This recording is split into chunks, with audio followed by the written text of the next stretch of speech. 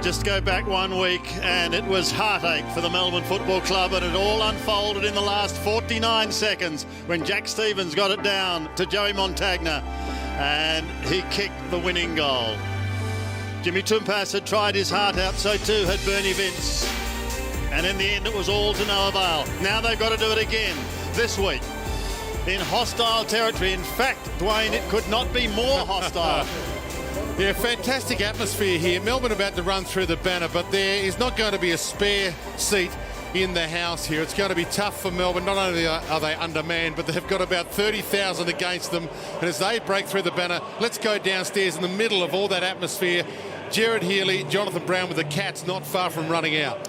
You're spot on, Dwayne. Yes, the Demons out on the ground early, but all is in readiness for the appearance for the man of the moment. Brownie, tell us about when you retired. You're very much in a similar situation. All the focus is on you, and a real trap here for the Demons not to be almost being part and parcel of the celebration. Well, exactly right. We played North Melbourne last year in the game when I retired, and North Melbourne were a dominant side. They dominated a lot of the good sides all year. They should have beaten the Lions, but they were terrible in the second half of that game, and not saying it was because of me, but they certainly weren't switched on the occasion. Well, they've raised the banner. We're not far away from Boris, as he's known, entering the arena.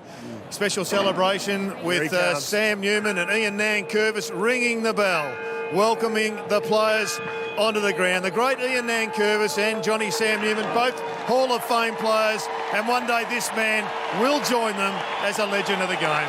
Certainly will, John. I've loved him as a player. You know, very underrated, but legend of the all-round game. He doesn't say a lot out in the field. There's a lot of outspoken blokes in the Geelong defence over the last few years, of course, their success, but he just gets the job done every single time. Have a listen to this. Amazing.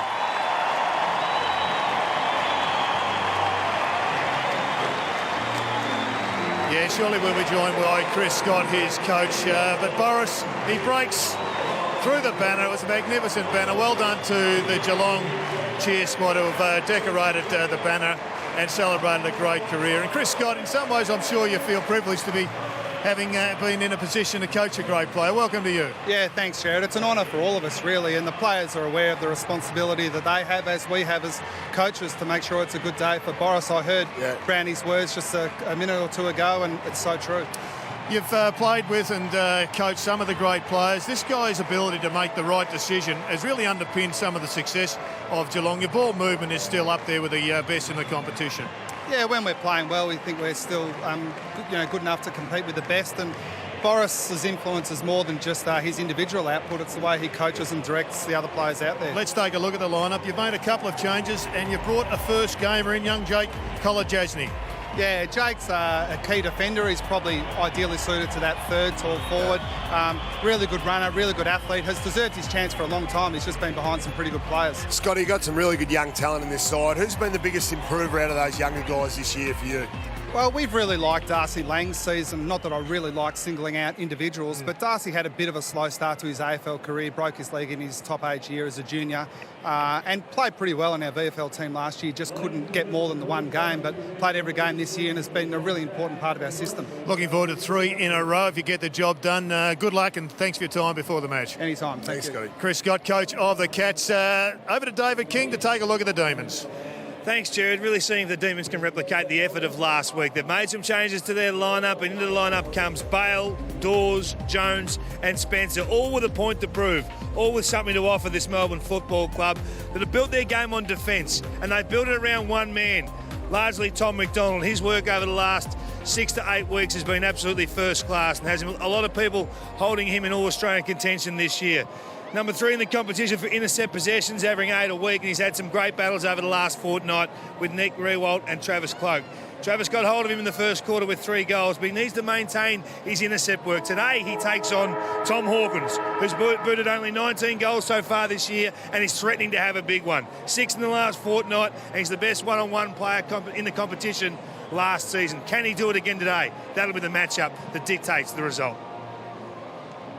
Good on you, Kingy. Thank you for that. So we've got both teams out on the ground. There's a lot of love down here at Geelong today. It's all for one man, Corey Enright. We're going to take a break and then we're going to come back with all the action as round 12 continues.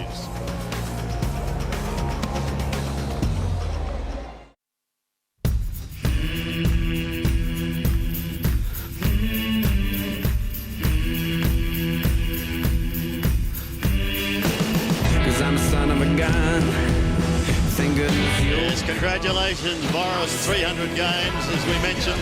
Half of Kimber has made their way from South Australia to help this man and his son Bo celebrate an amazing milestone.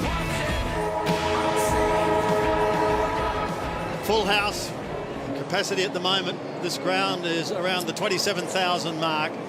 And I'm sorry for Melbourne fans, but it's predominantly a sea of blue and white today, and that is quite understandable. Let's have a look at the match facts as they stand at the moment. And Geelong with an unenviable record against Melbourne. In fact, if you look just at the last 5 meetings, the Cats have won by an aggregate of 417 points, which equates to an average losing margin for Melbourne of some 83 points. So the job is indeed a big one, Dwayne, for the Demons this afternoon. Yeah, that 2011 game is the famous one where Geelong kicked 37 goals, 11. It was the late Dean Bailey's end as a coach, and the late Jim Steins, of course, was chairman of the Melbourne Football Club at that time as well. So much has changed in the game itself at both clubs since that time.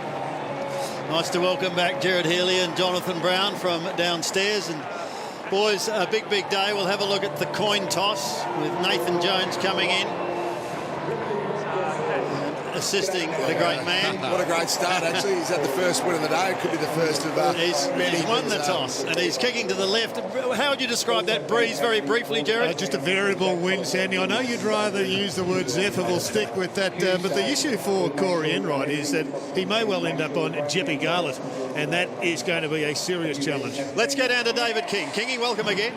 Thanks, boys. I'm going to watch the youngsters. I'm going to watch the future of both these football clubs. From Melbourne point of view, you've got quite a few to choose from, but we want to go with the class. Angus Brayshaw is averaging 15 disposals. He's second at Melbourne for inside 50s. He's fourth for score involvements. When he gets the ball, they score. This man, Jake Spencer, he's got a lot to prove. 25 years of age. He's playing his 34th game today. He needs to show something. Give the fans a reason to want him back next year. We've got Jackson Thurlow, who's taken all before him and looks like the heir apparent to Corey Enright across half-back, going very well, averaging 20 disposals in his 20th game today. Hopefully he can have a big one. And this one, he's the boom recruit for the year, Corey Gregson. He's immediately become a goal-scoring option for the Cats. He's kicked 10 this year, including a bag of 3 and 2. Twice kicking 2 goals in other games. He's a tackling machine. We can't wait for him to light up today, Gerard. I'm excited about the show the Cats will put on. Yes, yeah, I'm really looking forward to this one. Gregson, as you said, he's one of the finest kicks I've seen come into the game, and there's 3 fantastic names all on the one screen. Hattie Taylor, there was Lonigan, and there is Corey Enright, the man of the moment. They've actually been in really good form, Gerard, this year too, the older players. Full house, Simmons Stadium, perfect day. You could not ask for better. For Corey Enright's 300th, and we're underway. Gawn gets the initial knockdown, gets it towards half forward. Selwood hunts it down. They hunted him down. Massive pack around it already. You're going to see really full defence for Demons. Jones, quick kick, roller, bouncer, into the post. Did get touched. Only a behind. Yeah, you're going to see a really packed Geelong defence, I should say. Simon Goodwin said before the match that if they try the loose man, they're going to keep on manning them up. They don't want any easy outlet for Geelong. Andrew Mackie brings it back into play. And it's going to be the Demons who go back into attack, courtesy of Bernie Vince. Tried his heart out last week against St Kilda. Been in pretty good form, usually going after the opposition's best midfielder, Sandy. Yep. He passes into the pocket, but just chopping it off once again is Mackie. Well, that is just classic Geelong. How many times have we seen that? An intercept mark from the likes of Mackie or Lonigan or Enright. From the back pocket to Blitzavs. He's an extraordinary athlete, this man. Gets the hand pass away just in time. They look up towards half forward, courtesy of Motlop. He's a long way from home. Here's the tomahawk. It's a high ball. It's inside 50. Big pack of players. Taylor was waiting down. Couldn't get a run at it. Jack Watts now. Clever little chip is going to be okay to Nathan Jones. Hand pass is partly smothered. Taken by Motlop. He's in trouble in the middle of the ground. No one able to take it away cleanly. Eventually it's Taylor who gives it to the hero, Enright. Enright gets the hand pass away, and Blitzavs kicks them long into the pocket. The one-hander by Walker. Not quite successful. Close to the boundary line, and the D's try to get out of trouble, courtesy of Cross. Cross gets it towards Lumumba. Lumumba into the middle. Bernie's away. He's got Jones and then Nathan, and also missed him completely. Garlop gave it up just in time, but they're messing around with it. Cats get the numbers in the middle, block it up. Motlop steals, gave the Buse, and they're away. Mackie squeezes it, squeezed it too low, cut off by Gorn. Yeah, a little bit too cute. They got the Stevie J long. Looks like Bernie Vince is, looks like he is running on the steeplechase of blitzers. Well, we know he can do a shutdown job occasionally, Bernie Vince, but he also had 38 possessions in that loss last week, so he can accumulate as well. Here we go. Here, just have a look at this. The man on the mark, Lyndon Dunn. Just nice little clip there to Joel Selwood as he's running by. So stay down for quite a few minutes after that. Yeah, don't poke the bear, I think, is the suggestion for Joel Selwood. I'm not sure you want to be giving him a whack early. He only starts to fire up once he started bleeding. Nathan Jones back to Vince. Caught, he ducked. Oh, he did duck too, Dwayne. You're spot on. Good pressure there from the Cats, though. Nathan Jones was desperate finally to get that handball out. Luckily, hit a target. Bernie Vince already in the thick of things. Going to the outer side. Big pack of players taken towards the boundary line, and over we've got a throw in. Rowan Bale, one of the players to come back into this lineup, taking it over. Wonderful atmosphere. Cool afternoon in Geelong, but bright sunshine. Walker with the left hand. Jones buffeted out of it. And Lang, who's been impressive, can bounce his way up towards half forward. He's got no one. He's got to wait, and he does. And then he cuts it towards Stevie J. Couldn't take it and then lost it initially. Now Kirsten applies the tackle. He locks it up. And we've got a stoppage 40 metres out from the Geelong scoring area. Brendy, Tom Hawkins has been sucked up the ground a fair bit, and it's a couple of times now they've been looking for the longer option. He hasn't been there. Well, Kirsten made the mistake because Hawkins was in the leading lane. Oh, Blitzavs to Johnson. And he's pulled it a little too far and has troubled the scorer. Sorry, boys. So Tom Hawkins led up at the footy. That's fine, but Kirsten's got to roll back to the goal square. You can't have both your big forwards leading to the ball carrier or leading to the same position. That's why there was no option for Lang going forward. Lyndon Dunn down the line. Spencer comes up to make a contest. Harry Taylor under it a little, and it bounces out of play. I did inquire pre-game about what the capacity of Simmons Stadium is, given that it's going to be a full house today, and I was told the capacity is whatever we can get in today. Viney going with Selwood. A good man-on-man battle ensuring. Quick fire handball by Tyson, tried to get it out. Lang again impressive. Gregson, one of the rising stars, kept it alive and had a crack, and a pretty damn good crack at that. They may have just stopped goal of the year. They might have cost him the Nat Rising Star Award. And it's cost us seeing some gymnastics. That's true. It was in the front row, though, Dwayne. So I think it was justified. Don't spoil it, Brownie. So it's coming back. We've got to throw in on the 50. Gawn beaten for it by Walker, who got a hand to it. Guthrie waiting down in front. Caddy there also. No one able to get it away cleanly. And we'll have a stoppage just outside the 50. Certainly, it is 1-on-1 all over the field. Paul Roos has gone without Simon Goodwood's call before. They won't allow a loose man. Geelong can't get the loose at the moment. Third man up. And again, close to the boundary line and taken over by Caddy. No, he kept it in. Goes backwards to Guthrie. He just virtually throws it away, and it's picked up by Howe before he's taken over the line. Both Caddy and Cam Guthrie have had pretty good months. This club has come a long way since being brutalised over at Subiaco a few weeks ago against the West Coast. Gawn with the left hand down towards Jones, who had it and then lost it to Guthrie. They push it towards Motlop. They've got a trio of demons chasing him, but he's persisting. He's still going. Shrugs the tackle. Looks inside 50. Pass has got to be good. It's not. McDonald attempted to take it on the half volley. Caddy pokes it further afield. They're still in with a chance. Back to Motlop once again. Shrugs a tackle. Back to Mackie. Stevie J fell at the critical time. Not before he got the hand pass Good away. pressure from Melbourne. And we're going to have a stoppage on that outer side, but tense start, just the one score on the board after almost 6.5 minutes. That's a behind to Melbourne. Yeah, they've defended really well. I think forward of the centre, Geelong's basically been their own worst enemy, but Motlop looking really dangerous. That was a new ruck ploy, the no man up. We've heard about the third man up. Absolutely no ruckman from either side went for it. Jones around his body towards half forward, and that's a mark to Dawes low down. Good start by him. Back on the side. Had the switch on, and he gets under that a bit. Harry Taylor drifts back. Spencer crashes it. Bale crumbs it, but left it behind. He's back in, maybe a little rusty. Tied up now.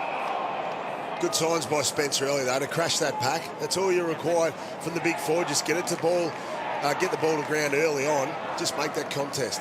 And there again, it goes up with no competitor. Down to Jones, and he wastes it on the full. And they could have had a big chance there for some early momentum. Behind and out on the full so far from a couple of attacks for Melbourne. Enright finds Rivers. Rivers goes towards the half-back line. And Hawkins appeared to cop one in the eye there. Play goes on, and Lang has taken the mark. Just on the defensive side of centre wing. And now he can drift in towards Taylor, the most prolific marker in the competition so far this year. And been in great form in the last few weeks. He has, towards Mackie. Lonigan. Mackie has a look inside 50. Spoil was effective by McDonald. No one able to pick it up cleanly initially. Caddy goes at the second attempt. He gets caught, and well caught by Dom Tyson. Taken to ground. And we've got a stoppage. Some of here's Tom Hawkins here. Just a little bit of a clip behind the ear. Not too much in it, though. Dunn certainly coming out aggressively. Start of this game. Got to try and widen it out a little bit, Geelong. Going inside forward 50, 7 times without a goal is pretty unusual. That's a really good mark on the back of a good kick. They haven't been direct enough, Jared. They've got to attack the goal front a bit more, Geelong do. Big Maxi Gawn. That's a fine grab. He goes along. Up towards the 50. Dawes in the pack, unable to complete the mark. And once again, this tightly knit defence of Geelong is able to bring it away. Oh, that was a poor hand pass by Mackie. Goes into the open space. It may open the door for Nathan Jones. He's had a couple of shots at goal so far, all to no avail. That one was going short. No one able to pick it up cleanly. Eventually a little dribble kick comes towards Bale. He almost threw it away. A hurried kick in towards goal is away to the left and through for one behind. So Melbourne peppering. That was Billy Stretch with a minor score. A couple of behinds on the board for the D's. Almost 9.5 minutes played, and Geelong still yet to score. And right to kick in. Crowd bursting for something to cheer here. They haven't had much yet. Melbourne's weathered the storm nicely. Motlop spins out of an attempted tackle. The 1-2 with Stokes going backwards, by the way, to Enright. To Caddy. Perfect. Only just perfect, but that's a good kick. That opens it up, doesn't it? So the release kick. Lonigan gets on the end of it from Stokes.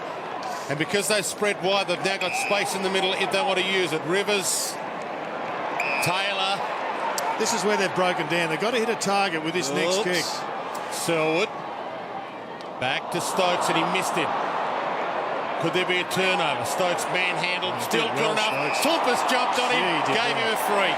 Well, that was heading down the other end of the ground for a shot at goal for Melbourne. Stokes just imposed himself, and maybe he's turned it around for a shot for the Cats. Colin Jasny, the first gamer in the 8.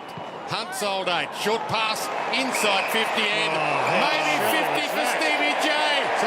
He's the last bloke you want to give some momentum to, Stevie J, because he can rip you apart in 5 minutes. Well, that is most unlike Tom McDonald. I mean, we are talking about one of the finest young defenders in the game. He's just had a brain fade. That's better by Geelong. Better entry inside. This will bring the house down here. One of their favourites, Stevie J, gets the first. Well, he likes a bag against the Demons, Dwayne. He's had a couple before. He's got a 7 here. And I reckon he's thinking 8 today. Well, that's a most unusual act from Tom McDonald, who's just been in really good form last week. Had a bad one a couple of weeks ago. But, gee. It's a good kick, wasn't it, though? Great kick.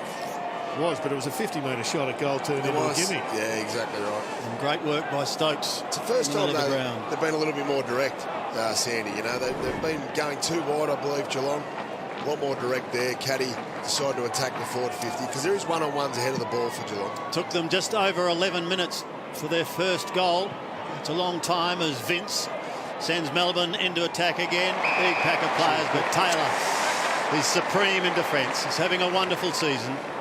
Well, getting a couple of clearances from Jake Spencer. His tap work's been good. They're going with Walker in the ruck, allowing Blitzarves to stay as the second man. That kick had to be good, and it was absolutely perfect on that occasion. Now, Selwood going with the flight of the ball. Smashed away by Jenner. Picked up by Hawkins in towards Lang. He takes the mark in opposition to Vince. Cats want to move it. They got runners out wide. Leeds forthcoming in towards half forward. Mark is not taken. Blitzarves, the hand pass is good. Motlop should finish. He does. Motlop's got his first. 2 in a minute. Well, it's a brilliant pack mark by Josh Walker. I mean, this is just a great mark under enormous pressure, isn't it? That's what sets up this goal. And if you look at that, that's smart play from Kirsten. Brilliant work by Ruckman come Ruck Rover. And this bloke, he looks right on today. He'd be the one, if I was Paul Roos, I'd be worried about right now. Yeah, definitely. I think with Geelong, though, they seem to be really leading at the kicker. I'd like to see him go a little bit longer, get Hawkins deeper in the goal square. But, you know, if you can get Hawkins, he'll bring the ball to ground. It brings guys like Motlop into the game a little bit more. But what a fantastic finish. No, Melbourne have got the advantage in these ruck taps. The Cats need to probably play man-on-man here. There's another one. Holding free. Melbourne could have played onto advantage, but they do now. I'm not sure they wanted it. Bernie Vince gets them inside 50. Big fly. How? Umpires found something. Yeah, Taylor gave a nudge. Okay, so. Good first quarter by Hattie. Good year, good career. Against him. It has, and this is a chance for Alex Neil-Bullen to kick his first ever goal on AFL footy. Yeah, mismatch. 182 centimetres, Alex Neil-Bullen, playing on Harry Taylor, who'd be about 195. From the same club as Corey Gregson, a Glenelg boy. Second game for him. Biggest moment of his career, and act like you've done it before, son. Great kick. First goal for him. It's good effort, wasn't it? He got pushed out of the ball early, out of the way earlier on when Harry Taylor took a mark. Harry's done it again there, but this time got caught for a free kick. We'll go down to Kingy. What do you got for us there, mate? Just having a look at the ruck changes that Geelong are doing at the moment. You can see in the middle of the ground right now we've got Blitzarves who's going in as a ruck rover. Walker's doing the ruck, but then he's pushing forward instantly, and it's leaving Spencer, who's just come from the ground, in desperate need of some oxygen because he's running with Blitzarves and he can't quite get the job done. Now that's been handed over to Max Gawn. Let's see how it goes. What an asset it is, Jared, for the Geelong coach. Yeah, it's worked really well at times this year and getting better and better as they come to understand each other. Just unfortunate Stanley out. David King on the boundary line as Brayshaw sends Melbourne forward once again. A big leap by jumping Jeremy Howe. Watts at the back, couldn't take it. Don Tyson can and kicks the goal.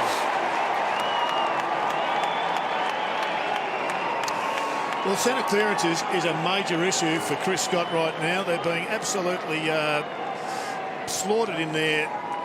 The Cats, it's 4-0, and it's the quality of the execution out of the centre. They're getting unpressured kicks. There was the big jump. Nice inside move from Jack, and just gets it forward. And it's dangerous as well, Jerry. You notice the Melbourne forwards are actually huddling together. They're getting well off the front of the centre square, so there is room for the Melbourne midfielders to run out of that centre square, but they're certainly working really well together, the Melbourne forwards. They're causing a few problems for the Geelong defence. Just trying to organise themselves here ahead of the ball. Big Spencer back on now, so Taylor's got a better matchup. And Gawn straight into Walker hard in that ruck contest and wins another palm. They don't win the clearance just yet, but they do now. Bernie Vince to half forward. Danger again for the Cats. Straight through the first game of Colin Jasny, and Garrett left it behind as well. Under some pressure. Good smother of the handball. Matt Jones hands it up. Howe dragged down. And the Cats can reset for a ball up. But the Demons are on all of a sudden, and they're in front by 2 points. Goals from Tyson and Neil Bullen, who Dwayne has nicknamed because we're down at Geelong, Scratcher. Here's Bale. Cheerio to Robert, if he's listening. Yes, indeed. Taylor takes yet another mark.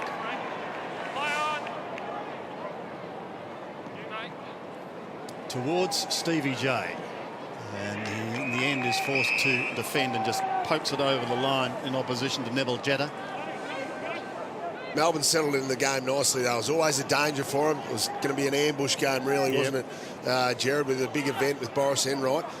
However, they've really settled nicely. Really good signs from the young side. Paul Roos will be very happy with it. Johnson, caddy, in trouble. Gawn's got him.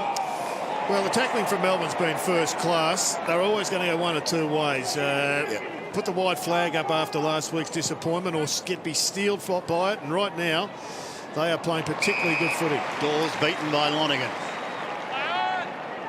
Bit wasteful inside forward 50. Slews off the side of the boot, Jared, and that's going to go over the line and out of bounds. It wasn't his finest kick, but the pressure from Melbourne is first class at the moment. Yeah, it is. It's terrific. I think they've been able to show good signs in the last fortnight with their pressure around the ball. Of course, they had a really good run against Collingwood 2 weeks ago. Then last week, probably should have won the game in the end against St Kilda. Stretch got it back. Jones, poor kick. Under some pressure, though, in the mark. Taken by Murdoch.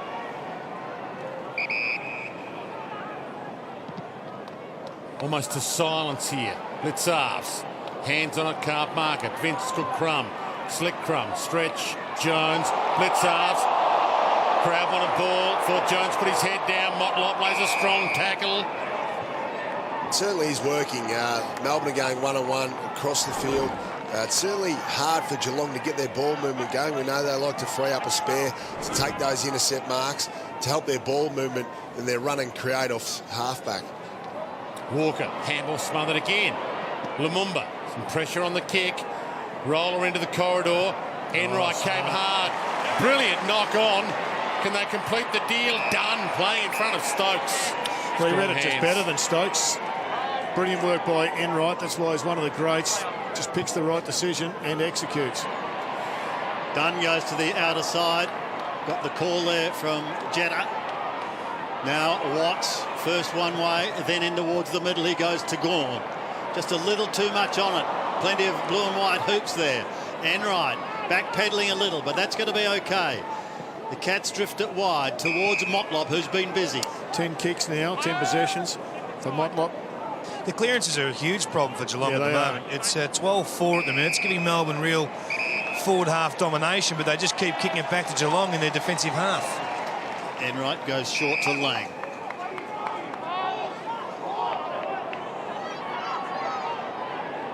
Lang on the wing. Behind a dancing Daniel Cross. Vince takes the mark. Well, that's just good body work from Bernie Vince, who also started pretty well. He's up around 10 possessions as well. He has been in good form, hasn't he, Jared, the last month? Lyndon Dunn now. He'll go short towards Lumumba. He has to beat a couple here. He's beaten one, he's beaten two, and he's away. Kicks long. This is dangerous for the Cats. The Demons have got the numbers here. Call to go was Garlett. He does. He goes short to Jones. Jones goes in towards full forward, and one step he did play on. But they will convert the goal. Well done by Melbourne. That is Neil Bullen's second goal, and Scratcher is on fire here at the Cattery. And Melbourne, he was obviously he got the reward there at the end. But Lumumba, he ran along the wing nicely. He just have a look at this for a run, takes it on. That should have been a tackle, though. You can't let those tackles be broken. And Shane Kirsten will, I think, have that addressed maybe a quarter time. But this is just a good passage of play by the Demons. Yeah, it was good. They do slingshot well. They like to get all their numbers up around the footy, put the pressure on the opposition. When they attack off half back, they can hurt you, Melbourne, because they do get slingshot. They have got some speed running forward of the ball. Good setup. He's pumped too. As you would be, back in the middle. Melbourne should be pumped. This is a great start for them. They could lead at quarter time here. Untidy handball, quarter handball at least from Viney's hand. We'll get another ball up.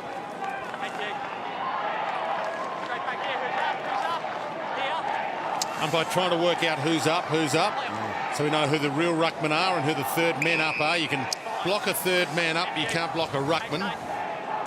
Well, Viney's doing a really good job on the Cats skipper at the moment. Joel Selwood, just the 2 possessions. Viney's had enough of it himself already. Walker to Murdoch. Handball smothered well. Bale jumps back in after the smother, tries to get it out. Put his head down into that. Thank you. The crowd a little restless.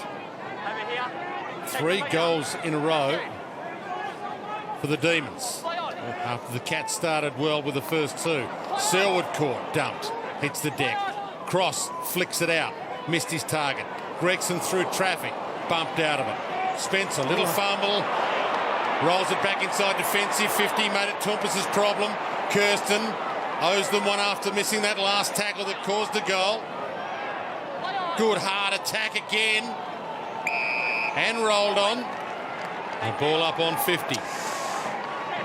They've been aggressive, haven't they, around those stoppages? Oh, it's a really impressive quarter by Melbourne against St Kilda, who aren't up anywhere near as high as the Cats. They were okay for a few quarters, but this is just great defensive work. Thurlow got a decent old shove in the back. Tumpas takes it, gives it back towards Cross. And Melbourne out of trouble. Tumpas starting well again this week. Up towards Gawn. Couldn't complete the mark. They surge it forward, however. This is going to be another one to the Demons. They are streaming in towards goal. That's another one on the board, and they are surging clear. Jones has got it, not Nathan, that's Matt. And he's got his first. 4-2 plays 2 straight. And early problems in this game for Chris Scott. And a lot of concern, Sandy, and justifiably so. They're getting beaten around the ball. Their contested footy numbers are well down. That's good by Jack Watts. He came up as a half forward. He came up, put some pressure on. And this is what Melbourne are doing. They're getting a lot of numbers up around the contest, a lot of support where the ball is, and then they're taking off forward of the ball. You can see a nice little turnout there by Garlett. We're able to come along there and just finish off nicely. So Melbourne's getting behind the Geelong defence because the Geelong defenders are getting sucked up close to the contest. And Melbourne are able to get it over the top. Not going to plan for the Cats, but for Melbourne, great early momentum away from home. It's a hostile ground here for the Demons. They've lost their last 10 against Geelong, and they're inside 50 again. Gawn's down there, and he stole it, Gawn. They've just been harder at it at the present time. Demons have just been much harder at the contested ball. Andrew Mackie thought he might have... Sorry, not Andrew Mackie. Jared Rivers thought he might have grabbed that. He's had a little piece of it. Up until you. No, that's a mark, I think, the Gawn. 15 seconds. Just 1 kick and 15 handballs last week for Max Gawn, so kicking's not his forte necessarily, but gee, that looked good off the boot. That was never in doubt. High fives all round. Well, what a turn-up, boys. This is unbelievable. Don't mention the milestone curse just yet. Well, it's a big gap, though, isn't it? 20 points, and all the parameters that Chris Scott would like in his favour are in the negative. Paul Roos is looking for something, I think, something tangible to show that they've improved. They've been questioned about it during the week.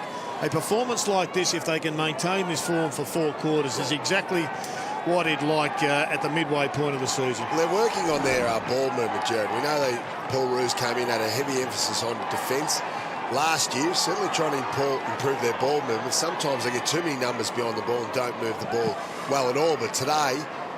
Spencer again. Sorry, Sam, been fantastic. You're right, Brownie. No one able to pick it up cleanly in the middle. And we might have another stoppage, we will. Joel Selwood has been well held early. Just looking, Sandy, at the way they're lining up here, we've got 3 Geelong forwards in the forward half of the ground for the Cats. This may actually suit Melbourne because they haven't been a great counter-attack team, so maybe fewer numbers allow them to be more proficient off half-back. Comments from boundary rider, multiple premiership player David King as Caddy is the 3rd man up. Guthrie bursts out of the middle. Good shepherding by Stokes. Sees him clear and he can have a bounce. Spears it up towards half forward. Motlop gets a kind bounce. He's going to have another crack at goal and he's missed again. He's the danger man, but that's one of the first clearances we've seen turn into something viable or something almost successful in front of goal. Contested ball numbers right down, clearance numbers right down, and centre clearances, well, 6-0 is a real concern. Second ball on the ground, that's why there's a delay here with Lyndon Dunn bringing the ball in. He still had space to kick to Lumumba.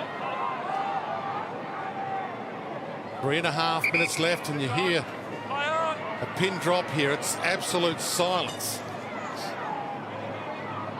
Murdoch, hands on, Blitzard, the flick down, and it rolls out of play. It's been a long time since Melbourne's had a win here at Simmons Stadium. It's been over a decade, 2003, since they led a game down here at quarter time.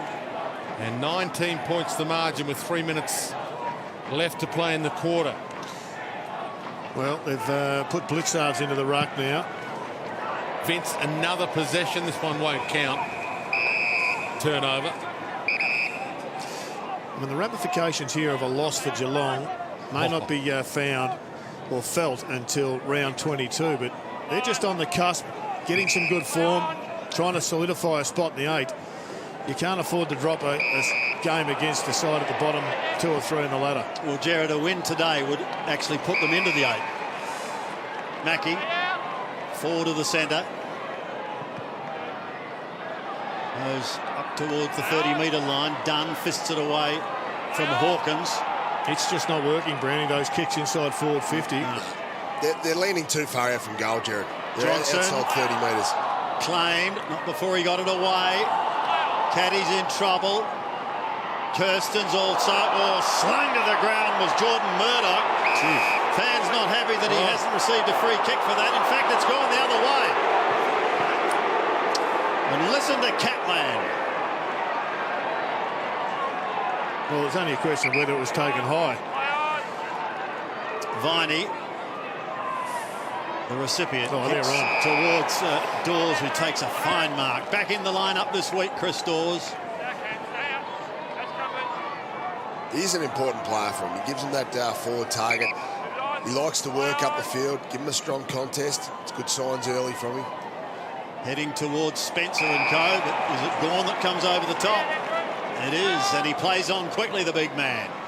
Going down towards the half-forward line, and the numbers going with Geelong, Kolajasny towards Rivers, and they're out of strife. Mackie played on. He did. Wanted to get the handball away initially. Now has to take the kick. Spoilt down towards Nathan Jones. He copped a clip, but he plays on straight away. He goes back again for the old 1-2, and he puts his side inside 50 towards Spencer. Couldn't take it cleanly. Taylor will clear once again, and he does with a hand pass. Furlow hits wide. Great kick. Absolutely. Enright was there waiting for it. To the big round of applause. See, Jeppy Gala was dangerous at the back of that pack, just did not drift behind. He just crept out there. Just crept out there on his own. Let his man go to the ball. And the Cats get a bit of momentum here. Hawkins used his body, got a free, took the mark anyway. Seconds tick down. We're down to 40. Spending some time up the field, Tom Hawkins. Kirsten led in the race for the ball by McDonald. And it's kept alive by Kirsten. Gave it inside. Stokes. Guthrie. Burns them off. Opens up the angle and nails it. What is it, about 40 seconds to go with Melbourne? I'm not sure, but it's cost them another goal. Just a great passage of play by the Demons, but a lapse of concentration by Melbourne. That had to go over the boundary line from Tom McDonald. A little fumble and a nice decisive piece of play by Cam Guthrie gets them back on the scoreboard. Much needed goal, just their third for the quarter. Still chasing tails as far as the Demons are concerned. 32 plays 19. Wasn't quite sure, Tom McDonald. He didn't want to give away the deliberate out of bounds, did he? He just wasn't quite aggressive enough with the tap.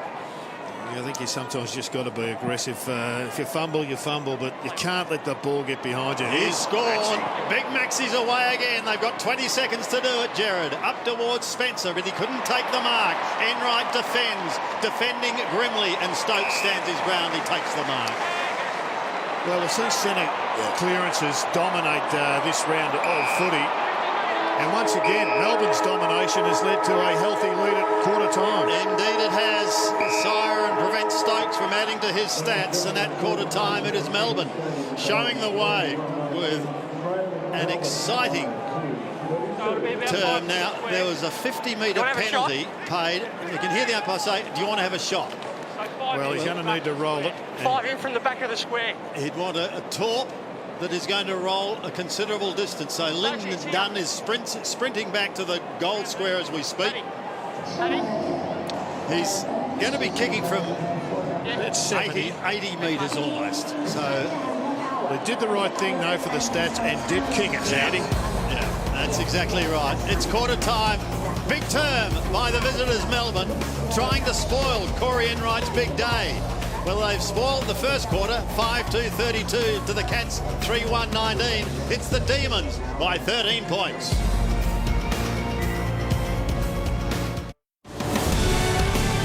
Welcome back, and the Demons are making sure the Cats have got a game on their hands. Little known Neil Bullen had a big first quarter with a couple of goals at the start of what he hopes will be a long career with the Melbourne Footy Club. Big Maxi Gawn got in the thick of things as well, and they were flying on the scoreboard. They were flying as far as clearances were concerned as well. 5-2-32 to 3-1-19. Jonathan Brown, there are problems for the Cats. There is big problems, especially out of the centre square, but also some of their forward entries have been, or most of their forward entries have been really ordinary. They haven't been deep enough. You can see here where the balls are landing for Geelong. Nowhere near deep enough. Tom Hawkins spending time up the ground. You'd like to see Hawkins close to the goal square so they can kick it long to him. Let's go down to David King. And Kingy, the story as far as the Demons are concerned in that first quarter, their clearances. Been fantastic. They lead 15-7 in the clearances, but 7-0 out of the actual centre clearance, and that's where they've done all their damage. They've kicked 3 goals, 1-19 out of the middle. That's their third best result for the year already, given the fact there's only one quarter in. That's an amazing performance. And Jake Spencer, who we really put the acid on at the start of today's coverage, has been fantastic. 4 hit-outs to advantage has really set them on their path. The Cats normally lose clearances, but win the damage battle. Not so today. Thank you, Kingy. David King down on the boundary line. So the Demons go in with a 13-point advantage. And the clearance players doing the damage. Max Gawn's taken his own away. Jones has had a 3. Viney a couple. Vince a couple. And Brayshaw a couple. Only Stevie Motlop doing the damage for Geelong. Well, Big Max is going to be in the thick of things again as the second quarter gets underway. This Geelong crowd is somewhat stunned. How could this be happening on Corey Enright's day, they say? Well, it's early days yet, but it's been a positive start by Melbourne.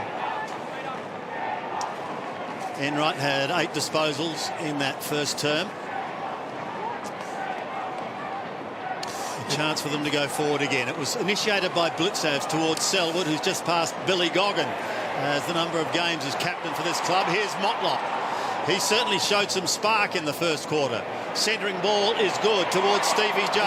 He couldn't complete the mark. He asked for a free kick. It wasn't forthcoming.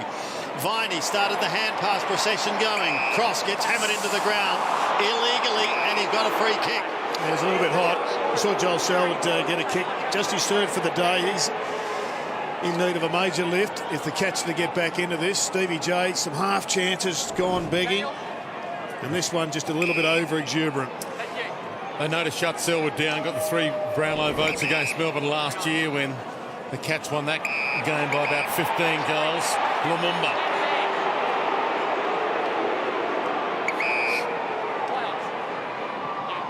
Thumps it to the wing. Walker's down there. Gawn's there. Clipped a couple of knuckles. Selwood half-handled again. They're right with him every time he goes near the ball. Yeah, it's funny.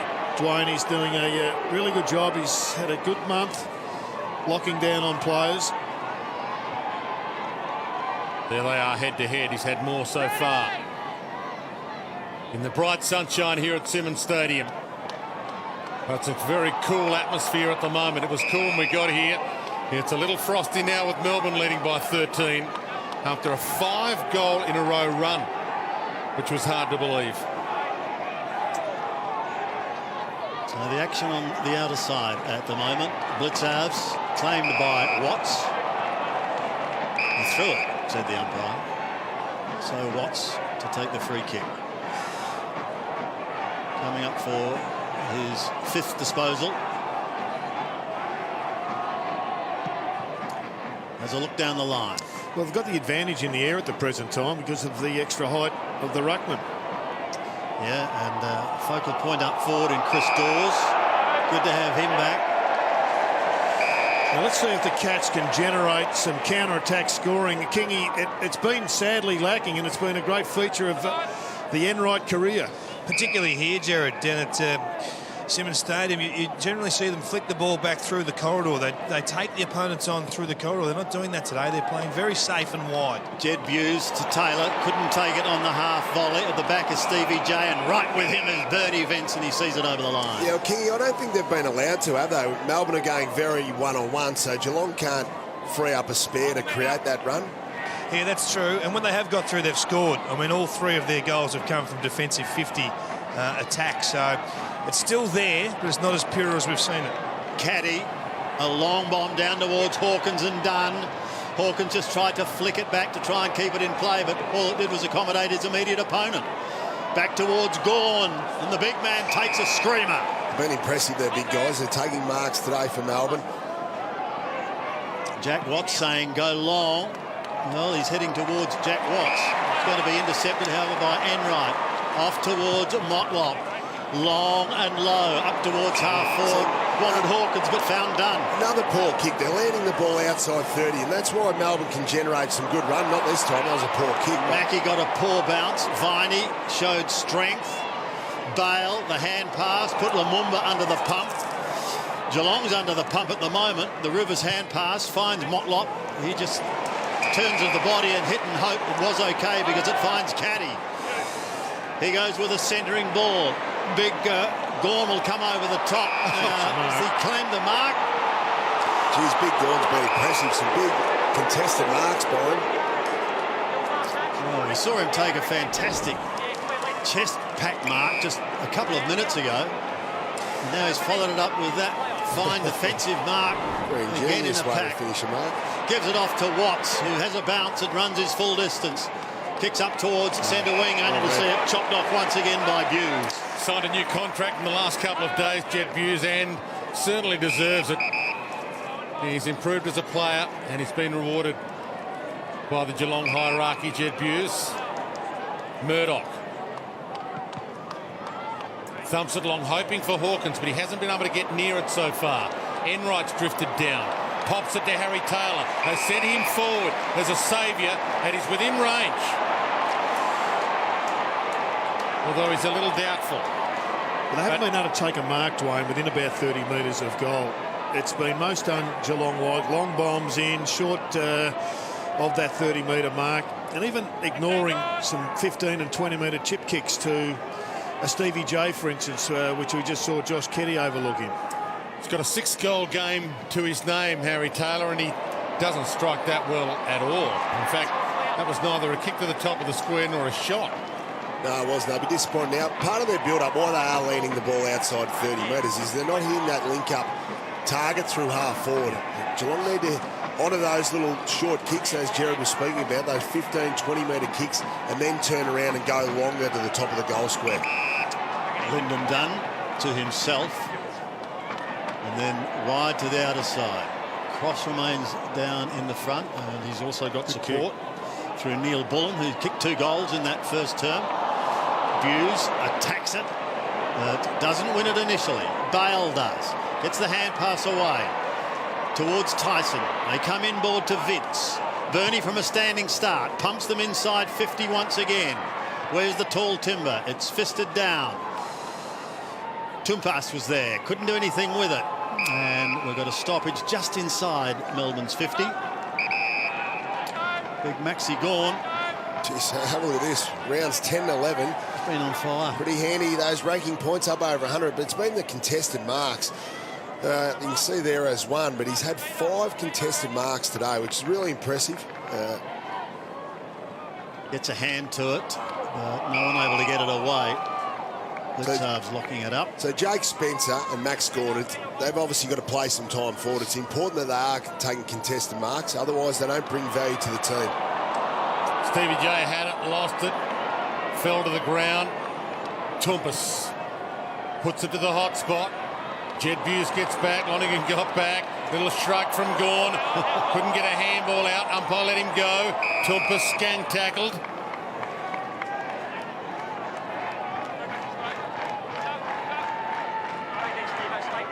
Umpire's barking the instructions.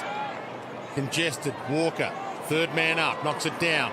He knocked it straight to some Demon players, though. Bernie Vent, stand start, got plenty on it. On the goal line, marked by the ex-Demon Rivers. Disappointed that he missed Jimmy Tumpus, who was on his own about 30 metres out from goal. Caddy, now Johnson can go. He's got some space to weave some magic. Can he find a chest? Gregson, you know he wants the 1-2, Jono. He'll go down and try and feed back onto it. Gregson goes short. Hawkins looks up. Kirsten's playing out a full forward. Doesn't go there. Goes to Guthrie. That's better, though. That helps their link up. And now Caddy's got Buse outside.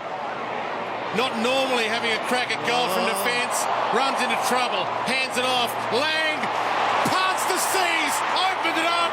Big time goal by Lang.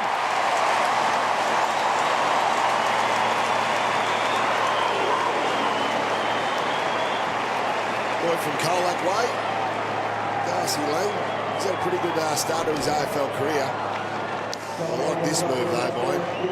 We haven't seen that short kick, though. The Tom Hawkins kick was the one that just allowed them to open it up. We had Buse coming through, just looking for an option. Finally, there was one there, and the finish was superb. There was almost a sense of relief in that cheer, wasn't it, that something had gone right for the Cats, because not much had, and that's only due to the good work of the Demons at the moment. Indeed. There's Darcy Lang. I believe his father is Phil, and he was a lightning-quick fast bowler back in the Colac area. A little bit of Hampton League news from you, Browns. That's right. My father, Brian, coached his dad, I believe. Our local newspaper, Jonathan Brown. Good to see Brownie. So here we go. The D's into attack once again. Inside 50, but only momentarily. Good to have the greatest ever Geelong Falcon in the broadcast box with us today. There's been some good ones. We'll put you ahead of Gary Ablett. Oh, yeah, of course, yeah. Luke Hodge. Yeah, back to the play here, Brownie. Over the head of Lumumba. Socket off the ground. Mackie goes down towards the half-forward line. No one at home. A sea of red and blue. It finishes with Bernie Vence. He pops one over the top to Bale, off to Jones. Jones comes even wider to Brayshaw. He's clean. Corey Enright's got him locked up. Well, that was just brilliant defence. Firstly from Lyndon Dunn, who left his man to pick up the footy, and then Corey Enright left his man to apply that sort of very strong tackle. I felt that one, Jared. That was right in front of me. That was a rib just breaker. underneath the armpit, wasn't it? Oh, that was horrible. From about 10 metres away, he lined him up, lowered the boom.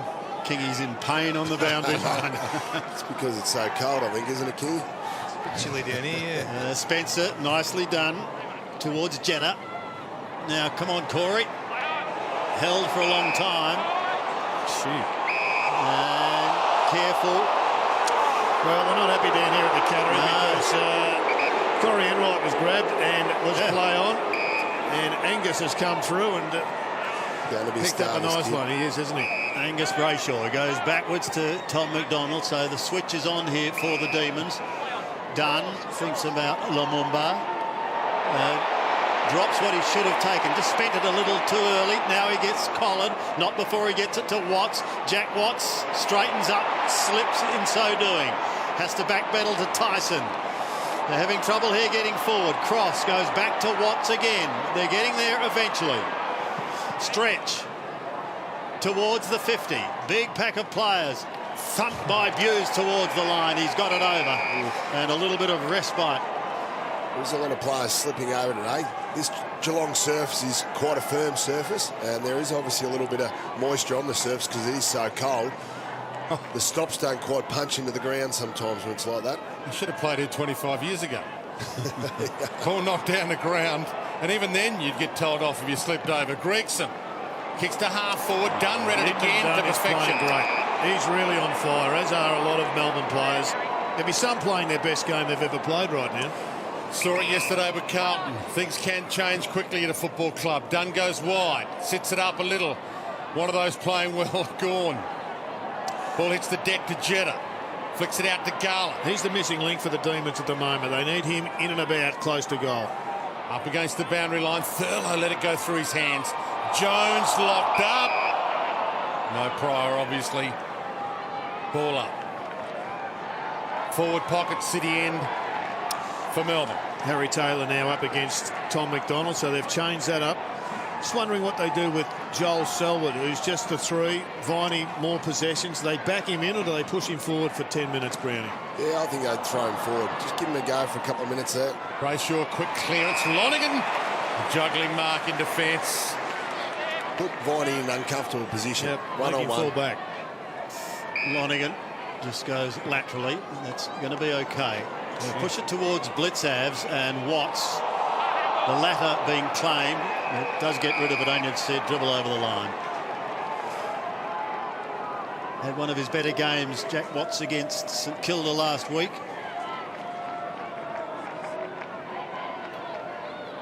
Picked up 11 disposals so far today. And there you can hear the ironical cheers of the Geelong fans. Finally a free kick going their way. Yeah, free kicks aren't the worry for Geelong at the moment. It's contested footy. Gregson goes up towards the half-forward line. Who's waiting down? Thurlow is there. He's collared. Taken to ground. Ball spills free. Close to the boundary line. Going to be kept in play. The Dom Tyson hand pass was good. It finishes with Lumumba. He's got someone screaming for it wide, and that's where it heads. To McDonald, who's had a hectic 3 weeks. He goes up towards centre wing Lonigan. Just too much strength on that occasion for Chris Dawes. Centering ball, and then he's let it all come undone. And they may pay a hefty price. Jones takes it from Neil Bullen. They look up towards the half-forward line. The race is on. Brayshaw leads. A tired-looking Thurlow trying to give chase, all to no avail. Enright sets himself, couldn't take the mark. Kolodjasny is there to assist if required. It will be required because it's taken over the line by Jeffrey Garland. Lang was tunnelled in the middle of the ground here, accidentally, but this is the tunnelling. Well, yeah, it was accidental. He took his leg and it hyperextended. He's gone. It's the hand pass away. Jones now centering ball.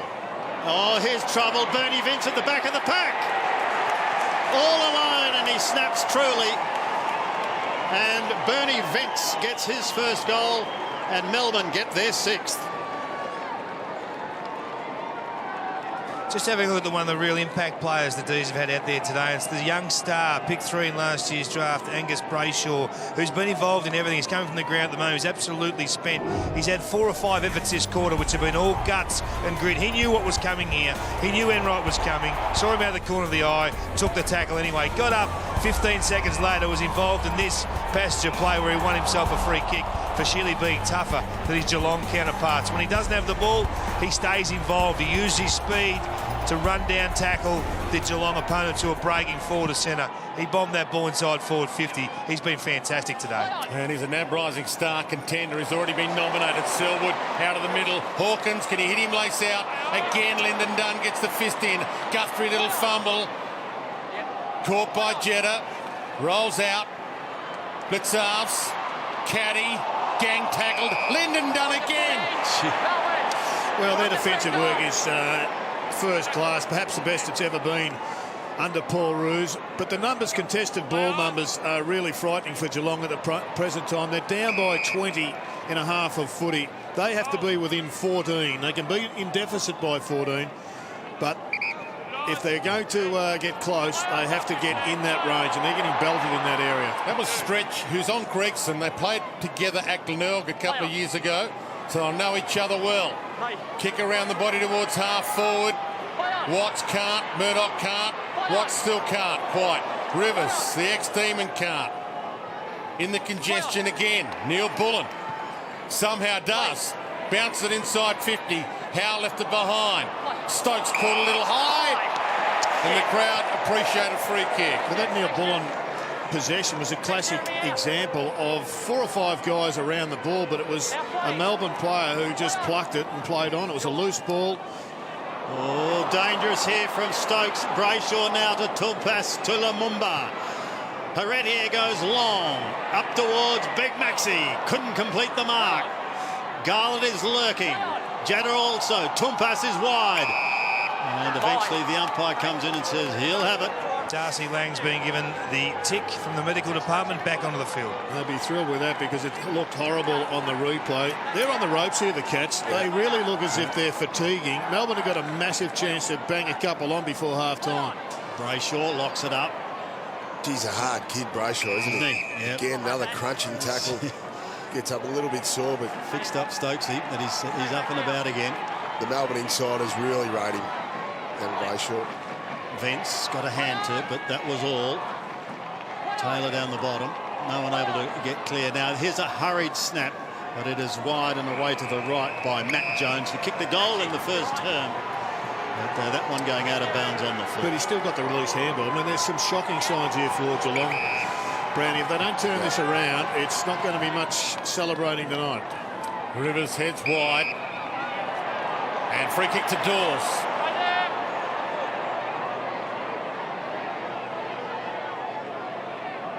Tries to assess the options.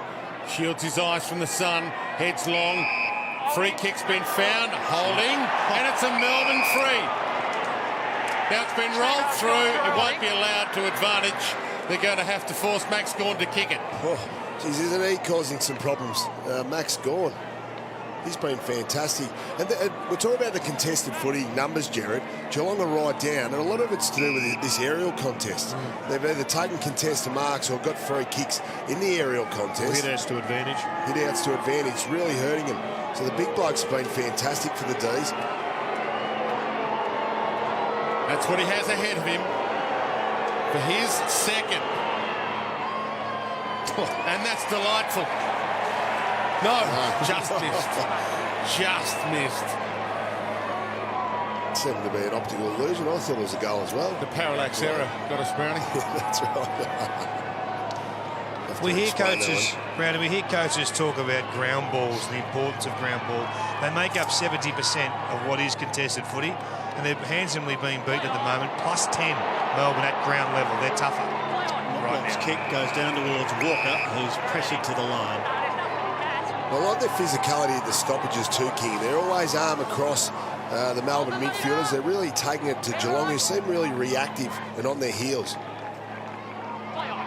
It was almost a falcon. Tupas couldn't take it cleanly, neither could Tyson. And Harry's back in defence. Kirsten. No one able to pick it up. Viney eventually with Selwood sees it over the line. It's interesting, the tactics, Kingy. Jack Watts, he's being picked up by Harry Taylor, and as soon as he gets an opportunity, drags Harry as far up the ground as possible, trying to get him out of that intercept marking area. Gets him out of Then the using corridor. his smarts and his speed, Jared. It's a really good battle for positioning. Taylor wants to lay off him, but he can't. Yep. Tyson a little stiff there. Did it with the one hand and finished up throwing it.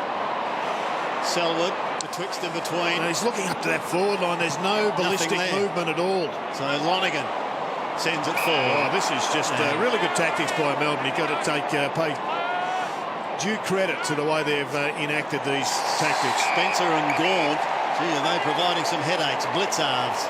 Marks on the outer side as the shadows start to lengthen across this ground. Guthrie. Call to go again. There's no confidence in this Geelong lineup at the moment. And that sums it up. The disposal. Very poor. And Tyson takes the mark.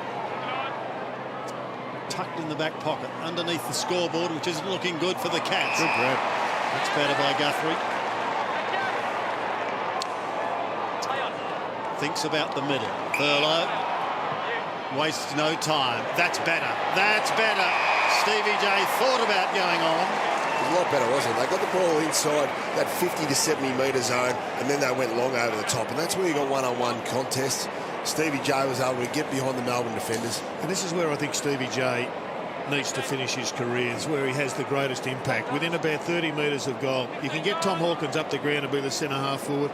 He's their best option to me as a full forward or as the deepest forward. This for number 2. And he makes no mistake. He kicked one in the first term, and that's 16 for the season. But more importantly, a much-needed goal that now brings the Cats to within 7 points of the D's. He's a great contested player. He's a good stoppage player, but he's a genius within 30 metres of the goal.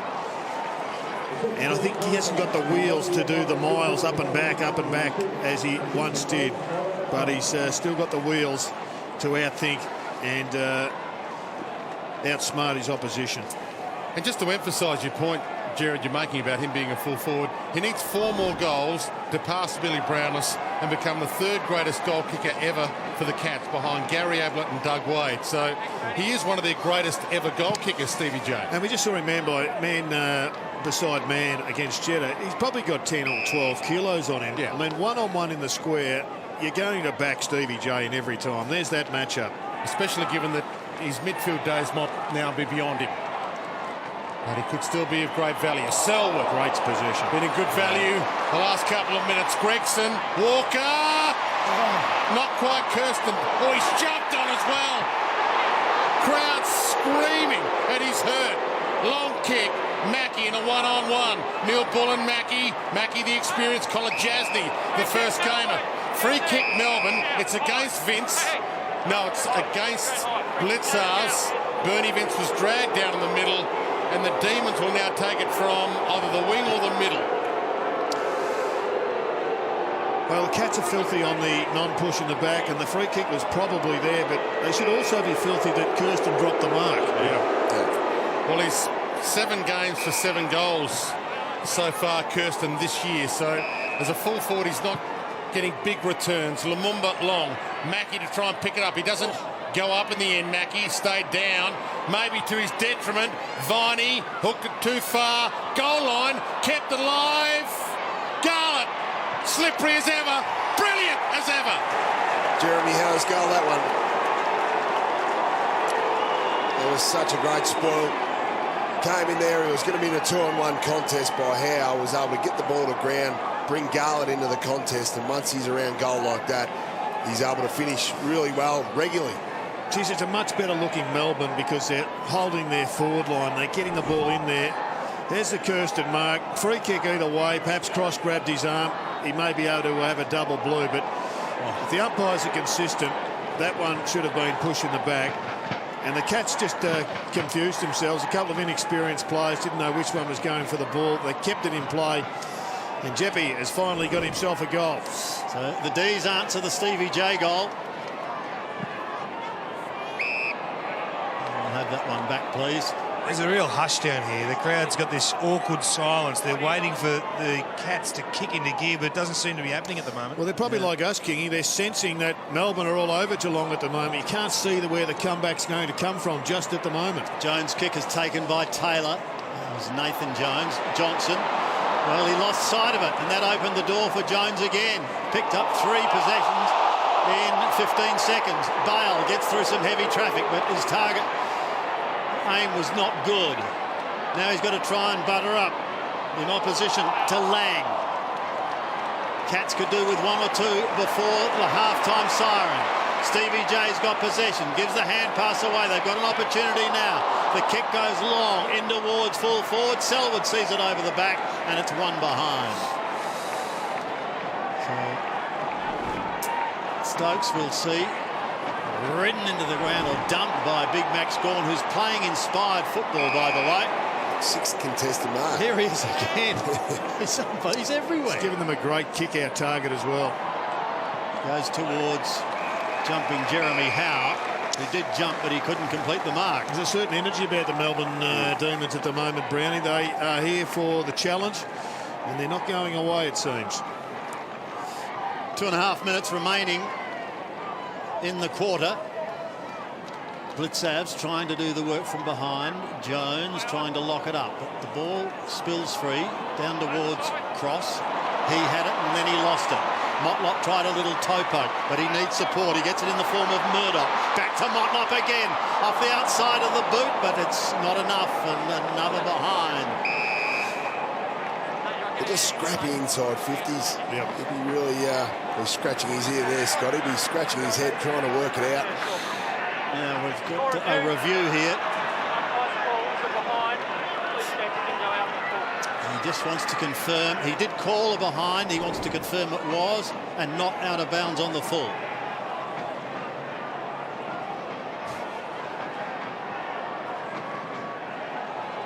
Ladies and gentlemen, welcome to Good luck from that angle. Yeah.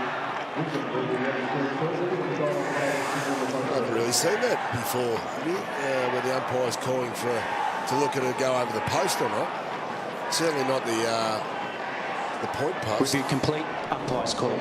Yeah, good call by the third umpire to make it an umpire's call. I think he did call the behind. I think the goal umpire is expecting a close game today, Jared. Yes, I think it's a very good point. Let's get it all right. I think that that kick, it just has to be better caressed. He's a better player than that, Motlop. Just had a look at Max Gawn's last 4 games of football. He's taken 2 contested marks. He's taken, what's he taken today, Brownie? 6. 6. That's not bad for a whole game. I think the frustration from Melbourne supporters, though, is everybody thinks that this is what this guy's capable of, and it hasn't been on display often enough. Stokes heads to full forward. Hawkins! There's the hands they've been after. Well, it's a great kick to advantage. I mean, it took enormous skill for Hawkins to break free of Lyndon Dunn, who's had a terrific game to date. But he did it with great timing, and the kick was superb. Yep. And I don't think we've been able to expose Dunn to this situation enough today. Hawkins inside 30 metres, one-on-one, able to use his, I suppose, his body strength, and he outsizes Dunn as well. So we need to see more of this. 2 goals from just 4 possessions last week, so he hasn't had massive numbers lately. That'll boost his confidence. They get the crowd back into it. 1 minute left to half-time. Well, they're hanging in the Cats. They're not playing great footy. Melbourne are playing probably the best footy they can muster just at the present time. And they lead by 5 points away. So the Cats will still give themselves a genuine chance of getting away and getting back on top and having a comfortable victory. But this Melbourne side doesn't look like it's going away at this stage, Browning. No, they're here to play, that's for sure, Jared. We'll just see here. It was a nice mark. It was nice body work. Hawkins was able to keep his outstretched arm back onto Dunn, so Dunn couldn't quite wrap him up, I suppose. Hawkins was able to get both arms free. Really good lesson for young forwards there to keep the defender off you. Back to a 5-point ball game. Nathan Jones pokes it out to Viney, who goes with a hurried high left foot. Taylor underneath it. And that's one of the few times they've had to spare. And it went straight into the very capable hands of Harry Taylor. From halfback, Taylor trying to get the Cats another goal before half-time. Kirsten appears to have recovered. Guthrie shrugs the tackle. Stokes pops it over the top to Johnson. Runs into Lumumba, not before he gets his kick. Long in towards full forward. Smashed away towards the boundary line, however, and we've got a throw in. Right forward pocket. 30 seconds left. 30 seconds for the Cats to try and score while they've got it in their attacking zone, and the fans sensing this. Can their side lead going into the long break? Almost thrown down to Motlop.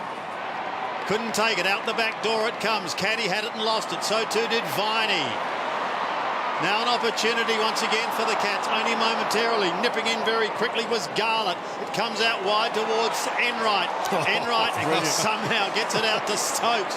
Stokes goes short, and that's going to be okay. It's about an 8-metre kick. Guthrie goes laterally. Precious seconds ticking away. In fact, they're going to run out of time because here's the siren. It's half-time, and the Demons go into the long break with a 5-point lead. An absorbing duel, a day where Geelong came to this ground to basically celebrate a hero. There are no celebrations just yet. 7-3 plays 6-4. This is what's coming up, though. It will be a celebration for Corey Enright and his family. We'll hear from him on the other side of this break. They came down the highway as rank underdogs, but Melbourne had other ideas. Bernie Vincent Co. doing it in fine style in the first half here at Simmons Stadium. And they find themselves going into the long break with a slender lead. 7-3-45 to 6-4-40. Neil Bullen, an unlikely leading goal scorer for the Demons with 2 to the youngster. Stevie J has 2 for the Cats. But they're starting starting to just claw their way back, and the crowd, naturally enough, is starting to find voice. They all came here, or the bulk of them came here today, to pay homage to the man who's joined the 300 Club here at Geelong. I speak of Corey Enright, and during the week, our own Cameron Mooney, former Cat himself and premiership player, had the opportunity of catching up with his good mate. He's a teammate that you love going out and playing with each week. He's a great guy, a super player, and a Geelong legend. Well, Boris, thanks for joining us. It's a normal week for you, isn't it? Just a little bit of media, talking about yourself, something that you quite enjoy, isn't it? Yeah, no, it has been busy, and no, I don't enjoy that. But no, it's an exciting week, so it'll be good. Let's go back to draft day. You're at Kimber. Yep. At home, were you? No, I was actually playing in a tennis tournament with my best mate, and the announcement come over the speaker that I got picked up. So Were you halfway through a serve, or? Yeah, I don't know. I think we were going okay too. We were going to lead the comp, but I think we got knocked off in the end. 2001, round 2 v St Kilda. You finally make your debut, and I've actually got some footage here of you in Big Barry Hall. Do you remember this? I do remember. He's looked at you and thought, I'm going to steamroll this skinny kid. He was going pretty quick there, and he's put his head down and charged me, and he got the free kick. Rammed himself into a young Enright, nearly poleaxed him. Well, with Bomber, he taught us about defence straight away, didn't he? Now, you guys down in that back line had an incredible relationship. You know, Harley, Scarlo, obviously Melbourne, Mackie and Hunt. You know, fantastic back six in the end, wasn't it? Yeah, it was good. It was a good mix of, I guess, firstly players, but also characters down there.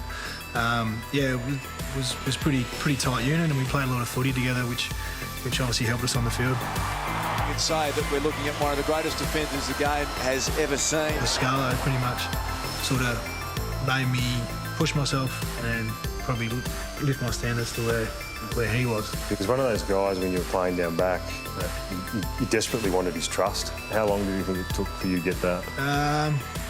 Yeah, I don't know, probably a while. Like, it wasn't just an instant sort of clicking or a marriage, so to speak. We had a few moments, but yeah, I think it comes with time, and you just had to do it more often than not, and earn his trust. What's changed in the last 10 years? What are the good and what are some of the bad things that you've noticed over your time in footy? The GPS units? You couldn't hide then, could you? Yeah, no, you couldn't. No, you couldn't hide from anything. So, there's just, yeah, everything gets monitored. So your sleep, your food. So you pretty much, there's nowhere to hide. There's no escaping. So even the training, sometimes you think, geez, we're doing a lot of training here. When's it going to stop? And where's the end point? You know, the work-life sort of balance gets talked about a lot.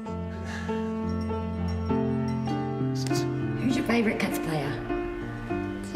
Jimmy. Boris, they say behind every good man is a great woman. Yep. And you do have a great woman just sitting over there. And lucky enough, you've brought along this beautiful young boy along the way. How amazing has the last few years been? Yeah, obviously, yeah, my wife Renee is pretty special, and we're lucky enough to have this little man here for the last 2.5 years. So it obviously changes your life, as you know, having kids, and it's been pretty good time and good fun the last 2.5 years.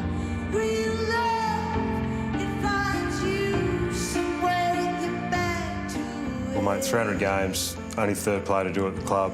You are a legend, and better yet, you're a better bloke. Congratulations. Thanks, buddy. Thank you. Well done, champ. Hey!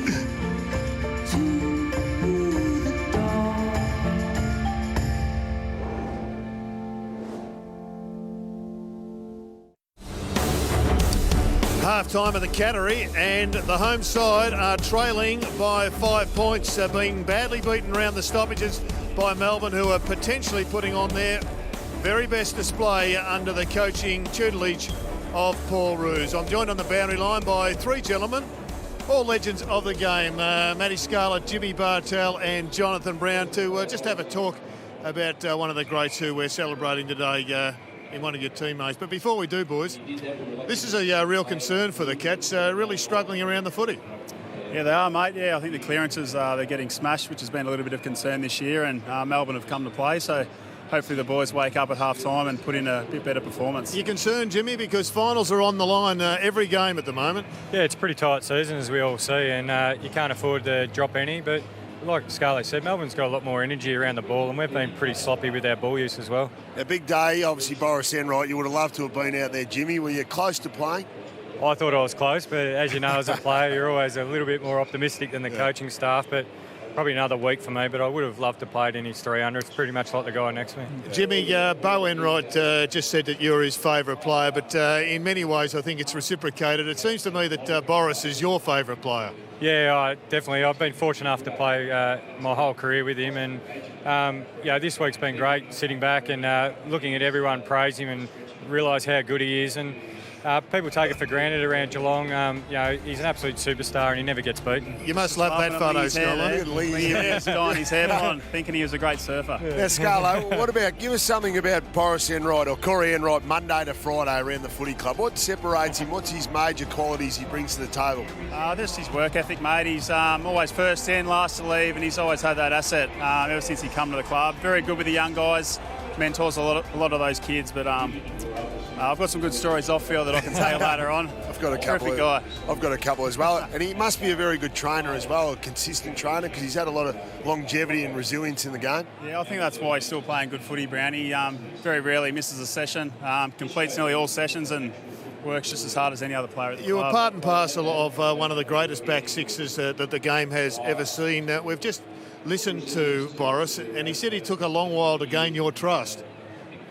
Did he? Is that what he said? That's what he said. I'm like that with most guys, but I thought I hit it off with Boris after a short period. But obviously great mates now and terrific player. Hopefully the boys can lift for him the second half. I'm a bit flat with that comment. No, don't worry. I think he might have made good straight away. This is going to be a close one. When are you back, Jimmy? Hopefully the game after the bye, fingers crossed. Well, let's hope it's on the back of a win, because this one could go right to the wire. It's pretty tight here at Skilled Stadium, at Simmons Stadium, and the Demons, they're looking for another big victory. At the moment, they're up by 5 points.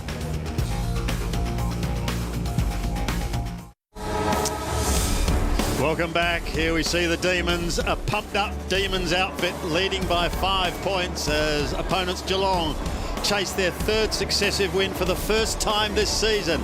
And look where they are placed currently on this live ladder, precariously in 10th spot. But a win today over the Demons, if they can overcome them in the second half, move them into the top 8 for the first time for some time this season. Let's go down to David King, our boundary writer and key analyst, who wants to talk about Big Max Gawn, who's been a revelation, Kingy. Well, he's had a breakout game, hasn't he, Sandy? He's been fantastic today, and he's in a lot of ways been the best player on the ground. Here's a plot of his virtual graphics here. You can see of his marks around the ground. Contested marks, he's taken 6 of his 7, which is a personal best for him. 13 possessions for the day. 12 contested, which is a personal best as well. 4 inside 50s. This is a breakout game for the 28-game, 23-year-old from the Melbourne Football Club, just trying to make a name for himself. He's back from a couple of knee reco, ACLs. So it does take a bit of time, but the big man is up. Early stages, third term, lays a high one. And the challenge would have been set to the Cats centre square players. It cannot continue. It just has to go the other way, and they've started with a win. Blitzar's a mongrel towards half forward. Beat Lumumba. Well played by Caddy. Breaks away, finds some space, gets under it a bit. Stevie J, will he go up? Stayed down, tried the fist. Viney the crumb. Gave to Dunn, had a fantastic first half. Hammers this toward the boundary line. Thurlow gets there first, overcooks it past Gregson, and Vince takes the mark, half back. Tommy McDonald in the wars. And part and parcel, Brownie, of becoming a better team, even a mid-range team, is you've got to learn to play 4 quarters, and that'll be the Paul Roos mantra. You've got to play this game out. Yeah, exactly. Well, they've got the opportunity of charging forward again towards Hawkins, who takes the mark 40 out on an angle that isn't too severe for the big man. Well, they've had the footy in their control since the opening bounce of this third term. That was a much better kick. Repeat entry, and they got some space. And this kick to take the lead for the first time in the game.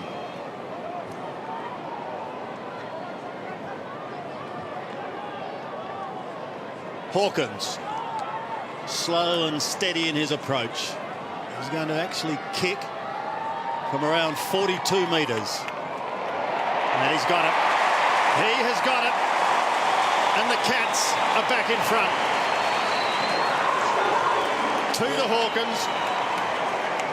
There's Tommy McDonald, a little bit shaken up about the wacky cop there. A little bit of a stray elbow there by Jono. Nothing in it, though, of course, when it comes to the match review panel. But you see this nice little build-up. Caddy bounced the ball, ran and carried his full distance, which was good. Let the play unfold. That gave Tommy Hawkins just a hold, push off his man done, and was able to then come back at the footy and really have no contest. Good finish there by Tom. Blitzard dancing up and down in the middle again. He wants another crack at Gawn. Good bounce. Gawn wins the knockdown, but towards Selwood. Blitzard lays the tackle. And good hands, Jones. Got it to Watts. Floats one. Another mongrel to half forward. Beats everybody. Hits the deck. Thumped away by Buse toward the boundary. Lang got there.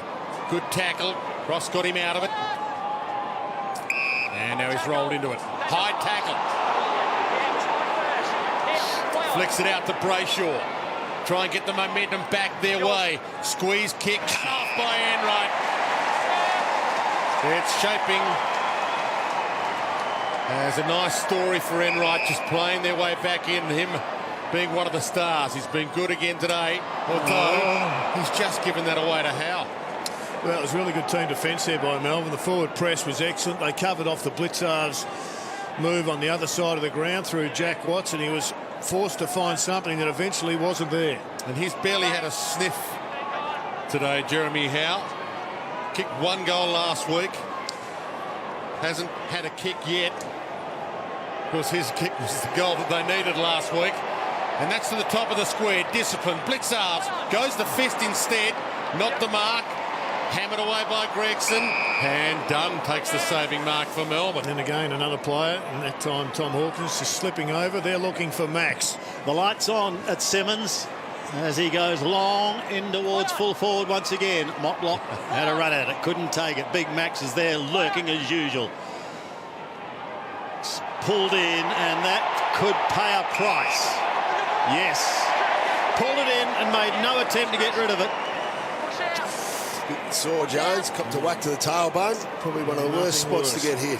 Yeah. The Cats hanging on to this slender 1-point lead. First time they've led since the 14-minute mark of the first quarter. And Tom Hawkins up the ground, as you can see, which leaves Stevie J as the deepest forward. His man has left him. Selwood almost threw that away. And now getting a free kick for holding. Looking forward to that contest in the second half. Viney's been good on Selwood so far. Poor kick, and look at Brayshaw. Storm through the middle. One bounce. Long and low towards Big Max. Thank you very much. No, it's Spencer. It's co-big man. This is really important, Sandy, that the big guys can go forward and take a mark. The two genuine ruckmen over 200 centimetres in Gawn and Spencer, but they've been able to take marks in the forward line today. Yeah, and that's where they bring real value to the side. If Gawn doesn't get you, Spencer will. And that has happened today. He's directly in front to regain the lead for Melbourne, and he does. Spencer gets his first.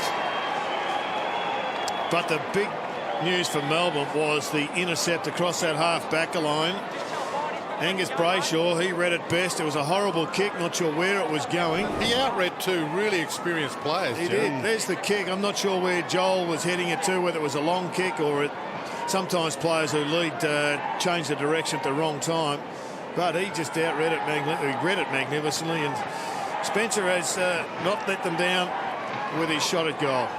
You can just see there on the commentator cam the movement of Spencer. He did well. It's really good leading patterns there by Dawes. He ran up past Spencer. Spencer realised that he was too close to the footy and was able to run back deeper to goal. This one could go the distance. Good clearing handball by Viney to Vince, and he thumps it. Spencer coming hard. Crash back of the pack. Howe, Mackie got there in front of them. Went to ground though. Neil Pullen kicked a couple already. Centres it to Tompus. Still a chance. Tyson, Tompus, Tyson, Tompus outside of the boot. Cut off by Buse.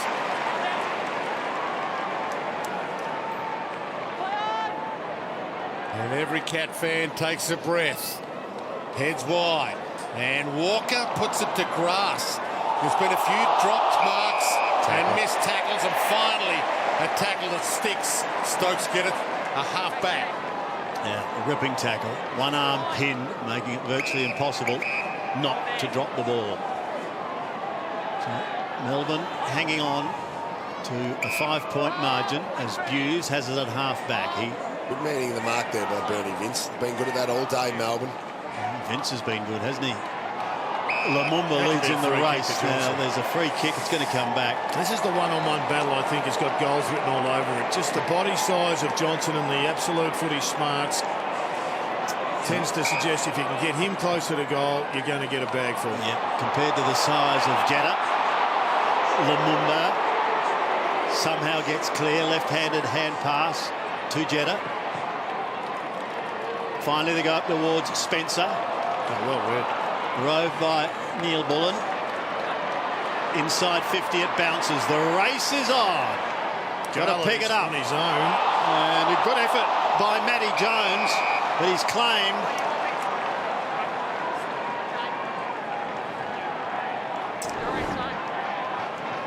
Pinned to the ground like a wrestler on the canvas. Good decision by the umpire. So thrown up. Melbourne still threatening. Tompus again. He had a blinder of a third quarter last week. Can he emulate that feat? And there's a goal. Matty Jones has kicked another one. Or is it going to be reviewed?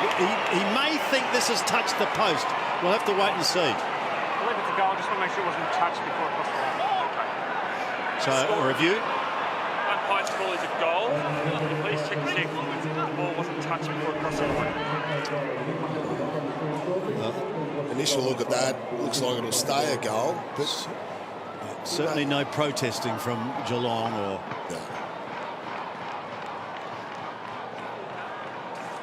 There's our man Corey Enright. He certainly didn't go back and protest. So if a 300 gamer's not going to go back and protest. Confirmed goal. It is a goal. Jones gets his second. He got it at one in the first quarter at that end of the ground. And once again, Melbourne sneak away. 9-3 plays 7-4. A pretty good contest between Jones has been Enright's man for most of the day. Probably playing as a defensive forward type role. So he's able to get his second goal there. So Morris will be disappointed with that. Mistake, though. I mean, these handballs just aren't going to plan. Good pressure once again from the Melbourne forward line, creating the opportunity.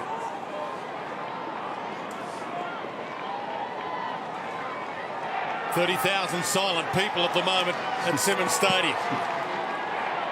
From the ball up, Spencer in the ruck now against Blitzar. Second effort was good to Stokes. Heads wide. Selwood drops back. Has the runner. Murdoch. A fumble again. Tucked onto the left. Goes for home and misses. He's got some pace. He's a great runner. Came in as a great runner into AFL footy. Couldn't quite finish the job there. Recorded the fastest 20-metre sprint out the camp. Good endurance as well, Dwayne. Yep. Done to bring it back into play. Getting onto a talk. And getting onto a beauty. Try that one, Maxie. Well, he used a fist. Down towards Nate Jones. Jones off to Viney. Onto the little left foot with a chip. It's going to drop short. Dawes did well to get it away. Towards Tyson. Now to full forward. Danger lurks in the form of Garland. Melbourne are stunning this crowd. And they're stunning the Geelong players. Yeah, they are, Sandy. They're making some quick moves off half-back, and that was set up. Lyndon Dunn with the big tour. How good was this? It's travelled 70 metres. He connected beautifully. I thought it was going to land in the commentary box, Jared. That's the best torp of the year so far. Yeah. And let's hope we see more of them. I'm told they're actually been taken out of the AFL skill handbook to torpedo. Bring it back Sandy, because it should never be lost to the game, and we just saw just how damaging it can be when you get it over the pack and into some open space. And Jeppy Garlett, excellent finish. They've had 17 opportunities coming out of that defensive 50, and that's their first score. So it shows you how good the talk was. Guthrie in the long sleeve, second half to Blitzarves. Handball is slick.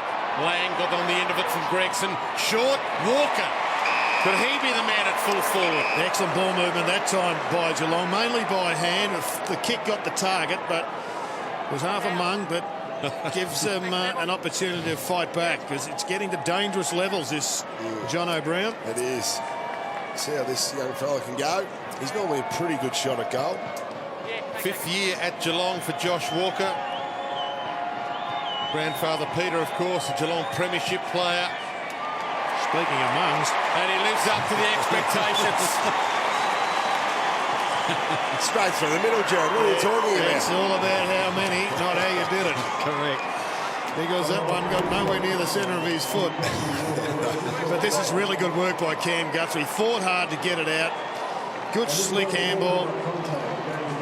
And then that one was a well-weighted kick. Walker did the job. Got a great game of footy here, but they're not going away, the Doomers. They haven't had a lot of that, have they, Jared? We've seen Melbourne have been able to do it quite a lot. They break out of the front of the centre square from the centre bounces. It's the first time Geelong's really been able to rush out the front there, and it was good creativity by using the short hands to set up that entry. So we're back to a 10-point ball game. Gawn, Jones ducked his head. He led with his head there. He may have slipped at the same time. Yeah. But he's a tough nut. Same time he was taken high, and I think that's why he's blowing about not getting a free kick. Gawn again with the left hand. Tyson well smothered by Stokes. Blitzarves now. The hand pass put his teammate under enormous pressure, Stevie J. No prior. Good on, sorry. Good. Move on, mate. Move on. Move on. Stay back. On the meter. Leading disposals players, Vince, Jones and Viney. 3 Melbourne boys heading the way. Bernie having another big day. And it's another contentious one. You could argue he was leading with his head. Stay back. Umpire paid a good decision. Gawn trying to flick it out the back. And now it's gone against Blitzarves. And Jones finally wins a free kick.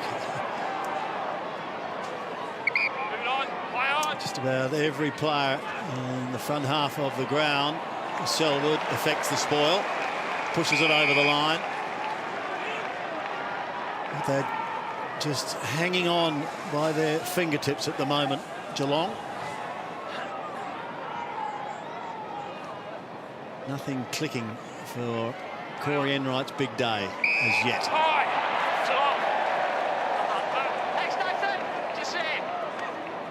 Blitzarves gave one away just seconds ago. He's got it back. The disposal has left so much to be desired at times.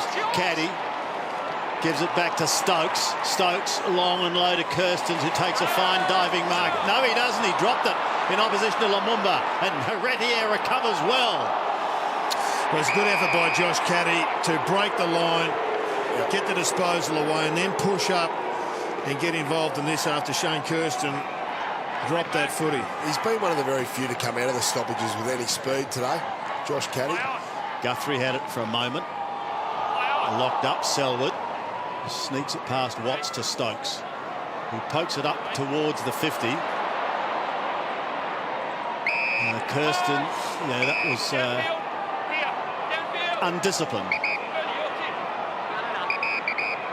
Got to come downfield. So Vince picks up another possession to Lumumba. Short to Jones. Oh, he's called to go, suggesting it wasn't 15. Lumumba's got a problem.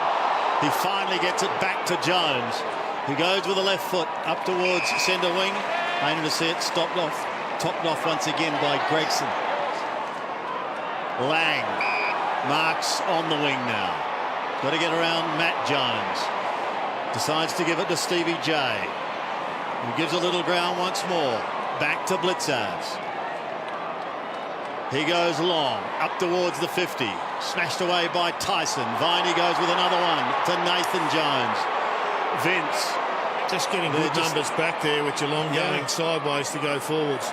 And they're having great trouble. That one going over the line, we've got a throw in. They've been really disciplined, Melbourne, blocking up the centre corridor. So Geelong are trying to get the ball back in the centre to create the run and carry off halfback, but really disciplined, manning the mark and taking out those corridor options for Geelong. The one-on-one game plan is really working for them. Back into play. Tyson, good attack with Selwood.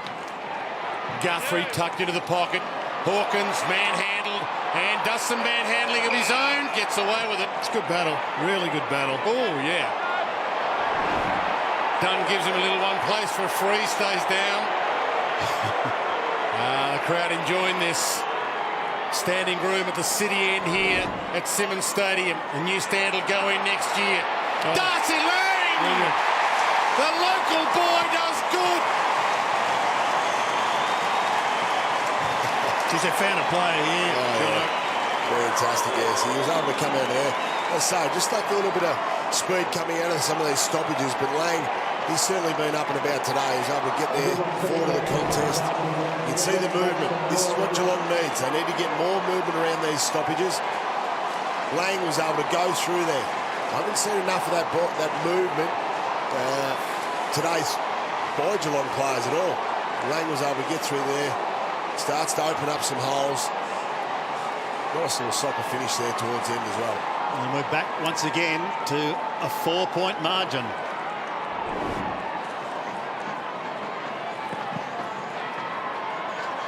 Spencer. Second attempt by the big man. But it's stolen out of the middle by Selwood. Starting to find some of the football. He decides to go for home. Brilliant play. Magnificent kick. Wonderful mark by Kirsten.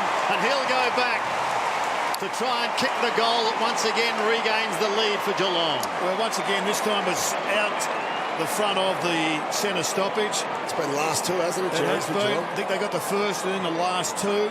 And they've also, for the first time today, got in front in the contested possession category for this third term. And Shane Kirsten, he's had an average day, but he can have a very big moment. 7 goals coming into this game for the season. Hasn't kicked one to date. He's amended that. Kirsten's got his first. Cats regain the lead. Yeah, terrific. Led by the captain there. Burst out of the front of the centre. Bounce. And that'll be worrying Paul Roos. He'll be in the box there at the moment. Talking to his midfield coach, saying, what's going on here? Now, that was just a fumble. Bad mistake by the ruckman. When you come out like that, it's a bad damage. You've got to hit a target, don't you? And they went longer to the top of the goal square. When they have got the clearances, they've come out, and some of their entries have just been nowhere near deep enough. However, this time, Selwood, the captain, at the right moment, goes long there to a one-on-one contest. Selwood v Viney has been an interesting one. You see Kirsten there, the goal kicker. They're still going with that one. Selwood maybe starting to get back on top, certainly this quarter. Yeah, he's kicked back a little bit. As have the Cats. They lead by 2 points. Bouncing ball for Stokes. Modlock wants the corridor. Goes back to Blitzarves. Stevie Johnson leads up the middle. Dangerous kick to take on for Blitzarves. Goes a little safer. Furlow. This is the situation we're talking about. Melbourne have been very good here, one-on-one. They're not allowing any free Geelong players, so Geelong end up having to kick the ball long. The one-on-one is Rivers against the taller Spencer, who outmarks him. Well, they're just going to have to come up with a better solution than that, aren't they? Dunn thumps it back. High kick. Gawn's down there. Got a hand to it. Off hands, Enright. Toes it nicely to Motlop. Caught, but got the kick away, and that's a perfect kick to Rivers. The crowd starting to find their voice. Rivers heads along the line. Hawkins, good one-on-one battle again. Dunn holds his ground, bumped out of it. A roller. Stevie J, the magic man, gains some ground. McDonald comes hard, kicked it out deliberately. Crowd starts screaming. Don't get it. And some boos. It's amazing what a couple of goals can do. They've certainly come to life. Blitzarves and Gawn, who held front spot. Vince caught one. But he can go again, and he does, Bernie. Says he just dropped that one. Brayshaw, Jones, they're away. Cross, gives it back once again. There's a little bit going on behind play. Dawes marks on centre wing. And Cam Guthrie wasn't prepared to cop one without retaliating. Thank you, Jared. Dawes up towards the 50. Watts in front of the pack. Well, he hit it in hope, and you know what? He's found a target in the form of Garlett, who's kicked it third. Well, he's been floating out the back, almost as if it's an instruction. Just get it. You'll know that Jeppy Garlett is going to be running hard forward, and it's worked a couple of times. Cam Guthrie, it was essentially a bump more than anything else, so there'll be nothing involved in that rather than just the penalty. But it was... Sorry. But it was really just the response to what he was dealt with a couple of seconds earlier. They've been really sloppy, the Geelong defenders today, I think, Jared. They've allowed their men out the back too many times. Yeah. Well, look at that. Garlett is free, 25 metres out from goal. So they've been a lack of communication, lack of discipline by the experienced part of their side, really, for Geelong. It's his MO, isn't it? They should be knowing that contested ball there, he's out the back. Demons back by 4. They did lead earlier by 20. Motlop to Mackie, to Hawkins and Dunn. Dunn got a knuckle on it, knocked it down. Stevie Johnson tries to break free. Handball was horrible. Cut off by Jones to Bale. Heads wide to Viney. Hunted down. Good kick. Vince took the half step. Enright feeds back. Goes up. Good grab. Play on. Scoop up was almost a throw. So a 6 of one for the mark, and then half a dozen of the other for the throw. Kirsten gets there. Lays a tackle on Lumumba. Drags him down. Johnson, hands and knees, picked his pocket, did Lyndon Dunn, and he's away. 1-2 with Viney. Jones. Hammond. Arms free, though. That allowed the handball to Viney. Heads wide. Matt Jones. Jeremy Howe wants it long and high in his direction. Can he get the jump? He does. Missed the ball. Two cats almost collided. Harry Taylor was trying to rush it behind and almost rushed his own behind into the behind post. It's a bit indicative of the Geelong defenders today there, Dwayne. He fumbled Harry, should have been able to pick that ball up and at least rush it from behind, but made an absolute meal of it. Pressure once again on the Geelong defence. Viney locks it up. Umpire letting it go to enable it to come out to Tyson, who's going nowhere. Sandy, they've had to pull the trigger on the substitute. We see Jordan Murdoch down here getting some attention to that left knee. May even be a thigh, a fraction higher, hard to tell at this stage. Luxford into the game. Thank you, Kingy.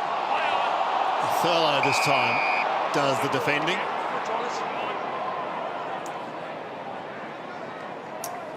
Sun setting on a beautiful day here in Geelong. Every day's a beautiful day down here in Geelong.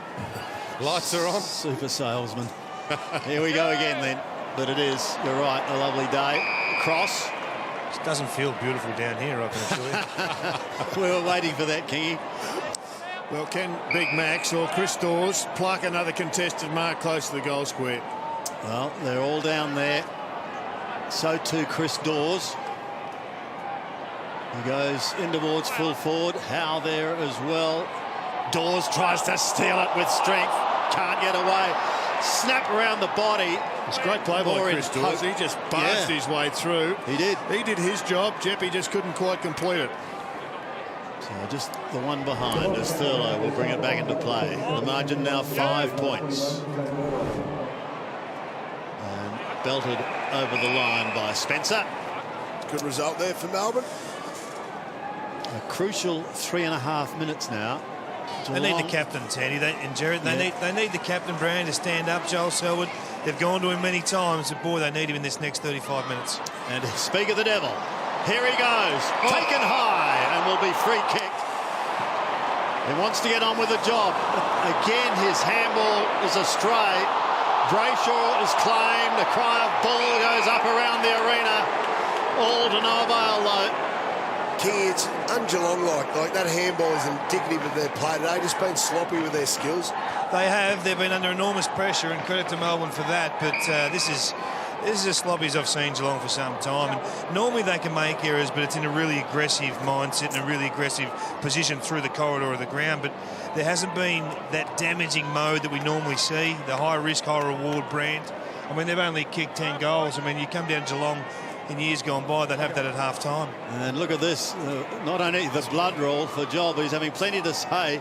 It's been a good battle. It has. He's certainly lifted in this quarter though, Sandy, hasn't he? He's got 12. He's up to 12 disposals, which is still very low by his standard at this stage of a game. But he had to lift, and he has. But they'll require more yet if they're to get out of trouble here. Here's Luxford just on sub. Can he provide? He's only in his second AFL game. So it's going to be tough for Michael Luxford. He's had a couple of goals kicked on him, Lyndon Dunn, but geez, he's played a good game. Yeah. Harry Taylor floats in Hughes with a big fly. Brayshaw, he just knows where it's going. Kicks inside 50, he reads it so well. Gawn gets there, run down by Rivers. Turnover, kick around the body, looks pretty good. Kick around the body looks awesome. 3 goals for Neil Bullen. In his second game, either this kid can play or he's having a Matthew Dellavedova moment. He may be the goods. Well, he is the goods on today's performance, that's for sure. Really big fly there by the Geelong defenders, but again, going back towards goal, they've been able to create a few of these options. The Melbourne forwards have been really good at getting the ball to ground and bringing guys like Neil Bullen into it. Also, Garlett, they've been able to create a few snapshots and goals. It's been set up by the big man. Nice finish as well. Scratcher having quite a day at the Cattery. 3 goals to Neil Bullen. He said this was a crucial 3.5 minutes for Geelong. Well, now it really is. Blitzavs out of the middle, swung in a 360, goes back towards Lang. They dash clear now. Here's an opportunity for the Cats inside the last couple of minutes. Stevie J, first one way, then the other. He's beaten one. Goes with a kick that's going to be good. Gee, that's great vision. And Motlop didn't let him down, and he'll go back now and try and answer the Neil Bullen goal. You called it, Jared, too early. Maybe Stevie Johnson out of the goal square, and he did. That's what he can do. Not only take marks, but he can create and set up other forwards as well. But that was a magnificent kick. Waited to the advantage of Motlop. Just came back, mark on the chest. Good effort. He had a couple of opportunities in the first quarter. He converted one, pushed a couple right across the face. What can he do here from 35 metres? He kicks a goal. Motlop has his second, and once again we are back to a 1-kick margin. Well, Stevie J to me looks like the man that can provide the 4 points so they can celebrate the victory, the 300 games for Corey Enright. Right now Melbourne are just playing better footy. The Cats are hanging in there, but they're doing it with brilliance. And if you're going to play that way, you need your brilliance close to goal. You don't need Stevie J getting 25 up in the middle of the ground. 5 or 6 that create goals like this. That's gold. And that, to me, is the future for Stevie J for the final part of his career. Back to a 5-point margin. 1:43 left. A perfect palm down. Not quite the clearance. It's ball. Play on advantage ahead of the mark, and then he said, no, I don't want it. That was bizarre. And that was horrible. And Brayshaw again, he just knows where it's going. A roller. Dawes slaps it inside 50, and the crowd is stunned by the bizarre nature of that. So they got 2 cracks at it. Darcy Lang has had a terrific game. He's a smart young kid, but it just didn't connect. Ball back into play. Blitzhouse, Gawn, Vince, Jones. The usual suspects. Stretch goes back, Dunn to Stretch. They might have the last say of the quarter. Goes wide. Hey, there's the clutch of Jeremy Howe. It's about the same spot, same angle as that goal he kicked that Eddie had last week. I dare say they get numbers back, Jared, if he kicks this. Yeah, well, at the same time on the clock, but a different quarter, of course. It's interesting too, Geelong are trying to put a spare man behind the ball, but Melbourne just keep manning him up. I wonder if they try and get an extra couple of men behind the ball, but the problem is the defence has been sucked up the ground too far. for an 11-point margin. It's coming back to send them to three-quarter time in silence. Well, what a fantastic shot at goal off the back of an unfortunate skill error, and that's all it was. The decision was okay. It was just half a metre, I think it was behind Mackie, but they left the ball behind, left themselves exposed. And then Jeremy Howe has just nailed an absolute cracker. All set up by that poor handball in the middle. It's amazing. It's been a good move putting him back forward. Really jumps to the ball. Creates something different to the Melbourne forward line. You know, if you kick the ball in long, that he's able to sit on top of a big pack. He's a nice shot at goal, as we can just see there.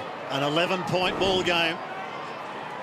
Inside the last 25 seconds, Jones, Nathan out of the middle. Combined with his big man and Jimmy Tumpas. Now, Jones almost gave away the free kick there. Instead, it's going against them. And Melbourne have an opportunity through Dom Tyson. Need a mark. Of going forward. They're inside 50. They do need a mark. Little Neil Bullen was buffeted out of it. Cats have got the numbers there. Stokes goes over the top to Lonigan. But the siren has sounded. And now we await what should be a tantalising final quarter. Melbourne go into the final term leading by 11 points. 13-4, 82 to Geelong, 11-5, 71. Stay with us for that. And stay with us also for Bounce, coming up shortly.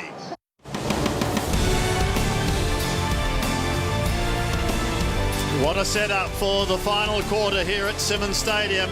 Melbourne coming down the highway as rank outsiders and finding themselves going into the final stanza with an 11-point lead. It has been an extraordinary game, especially for that little man, Neil Bullen, who finds himself with 3 goals. An amazing performance. Jeffrey Garlett also has 3. Motlop, Johnson and Hawkins, the multiple scorers for the Cats. But they've got the job ahead of them if they're going to get the points, not only get the points, but also move into the 8. Tense time for both coaches. It's been a tough road for Paul Roos. And just maybe, this could be the turning point for him and his players. But what about Chris Scott? And what about Corey Enright? Surely they can do something for the 300 gamer. Let's go down to the boundary line. Kingy, this promises to be a big final quarter. Oh, huge final quarter. First 10 minutes, Stevie J was screaming at the end there. We owe this man the first 10 minutes of the quarter. Let's get rolling. You feel something's coming. A big quarter from Stevie, no doubt. Thank you, Kingy. Well, they're going to need all their senior players to lift. That trio on screen in particular, get the ball out of the middle, get it into the forward line. Who's going to win, Jared? I think the Demons will hang on, Sandy. Jonathan? I think Geelong. I think they'll find something for Corey Enright. Dwayne? Cats, last kick. Well, any more specific? Let's remember what happened to Roosie last week. There was a little bloke wearing number 11 by the name of Joey for St Kilda. Well, one of the great challenges for Melbourne is knowing how to win. They've been in this position too many times in the last decade and just not had the wherewithal to get over the line. It's got to start somewhere. Maybe it's today. And maybe it's right now. Blitzarves doing the ruck work. Selwood claimed by Viney, dropped the footy. It's been a pivotal duel, that one. Watts runs a fair distance before giving it to Lumumba. First goal absolutely vital here towards Gawn. He had to beat a couple and he couldn't do that. Dawes with strength and skill gives it to Jones. Nate Jones shrugs one tackle, steadies, shoots and goals. What a start by the Demons. Well, that's one way of doing it. Fantastic work by how good's this bloke? Jones coming with the finish, but the Dawes break and handball was the magic there. That's what set it up. Yeah, he's been terrific. Well done there, Jones. Had a lot of contested footies, had over 30 possessions as well. Captain Courageous, he's led from the front. A little bit like Joel Selwood, isn't he, in terms of an inspirational midfielder? Yeah, they've cut of the same cloth. This is the game, Jared, right here in the middle. The centre bounce clearances are dictating Melbourne's fortunes. They've kicked 4 goals from centre bounces through the course of the game. What a fantastic start to the last. Steve Johnson sent into the middle. for the Cats. Selwood's in there. Gawn's fought hard. Rolls to Gregson. Threads it through. Guthrie back for the blitz. Kicks a wobbler towards half forward. Kirsten had it, lost it, tapped it on Mottler. Sends it to the pocket. Bouncing ball. Hawkins with some strength. He tried to turn. Dunn inside out. And Dunn wins it. Put the ball on the ground, holding the ball. Lyndon Dunn's ball. Well, you're not happy, Tommy, but the umpire's right on the money. Did some big jobs, Lyndon Dunn. He had to go into Travis Cloak a couple of weeks ago after he kicked some early goals. Smothered. Chance for Caddy. May run out of room and does. I think to be fair to Tom, the only reason the ball went to the ground was because he slipped over. Yeah. But the umpire called it as he saw it, and he was on the money. Blitzarves again, doing battle with Gawn. Caddy Johnson. Stevie J from the pocket. Misses to the left. You just get a feeling that Stevie's got something in the trick bag he's about to produce. Well, Cat fans will certainly be hoping that it won't be in the too distant future. Got to lock it in here now, Geelong. Get some reverse entries, repeat entries. 16 points. It's already a pretty big challenge. McDonald to the outer side. That's okay. Could have gone over the top to Watts. But now goes back. And it's eventually told to move it on. Jetta towards centre wing. Gawn couldn't take the mark. Vince tried to get it out. Then goes in again. A little bit of tunnel ball. We've seen a bit of that recently. Watts caught. Slung in a 360. Lucky not to lose it. Viney. Surgeon. Brayshaw runs into trouble. Quick hand pass came from Aidan Riley. And desperate work by Geelong, but they're having trouble moving it forward. Watts combines with Cross. Cross comes wide. They've got an opportunity now. Here's Stretch. Well, the Melbourne midfield right on top at the moment, and gee, they've got some hard-as-nails players in there. Viney got that ball going. Just led with his head and just pushed it forward. They've got Angus Brayshaw and Nathan Jones, all pretty hard at it, who are winning contested ball. And Jack Watts has also had a very good game this afternoon.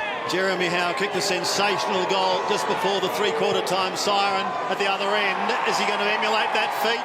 Yes, he has at this end of the ground.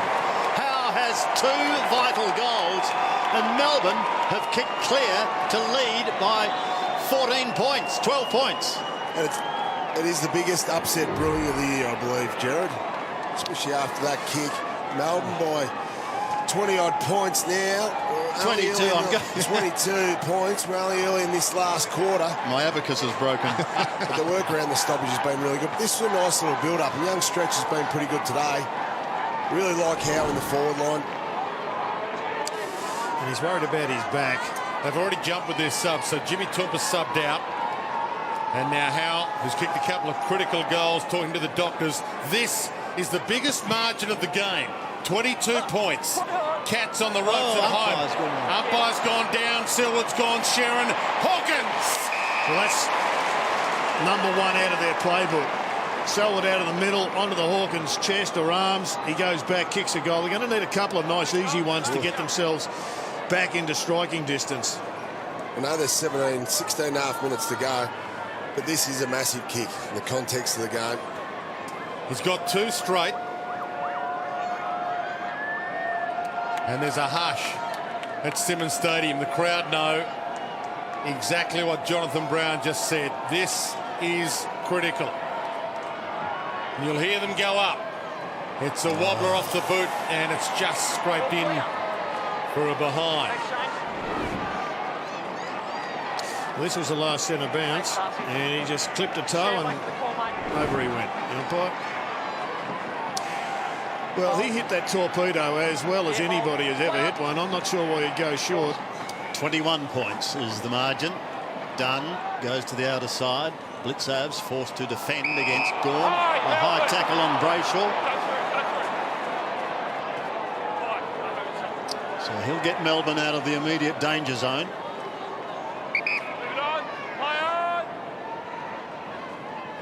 He goes short. It's okay to burn events. 29 disposals, another big day for him.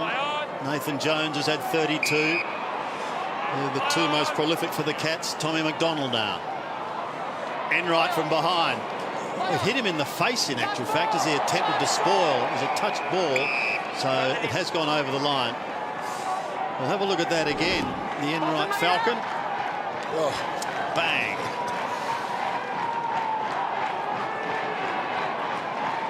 That's been a rarity over his career. Blitzavs and gone again. And Geelong could be gone again, who knows? Corey this time sees it over the line. He's not appreciating the close attention. He's done his role pretty well today, young Jones. Played as a defensive type forward. Kicked a couple of goals. It's pretty rude in your 300 that somebody goes out to stop you when you're playing on the half-back line. Disgraceful, isn't it, Jared? Tyson at the bottom of the pack. Gone through his legs. Up towards Corey Enright now. They all go to ground. Comes out the back, but no one's able to get clear. Rocking and rolling, and eventually the umpire comes in. We've got another stoppage. And he needs a better highlight for his 300th game to be replayed forever than the ball hitting him in the side of the head. Good attack on the ball there by Aidan Riley. They're really fighting hard for this 4 points. Tyson inside, stretches. Billy Stretch, 18 years of age.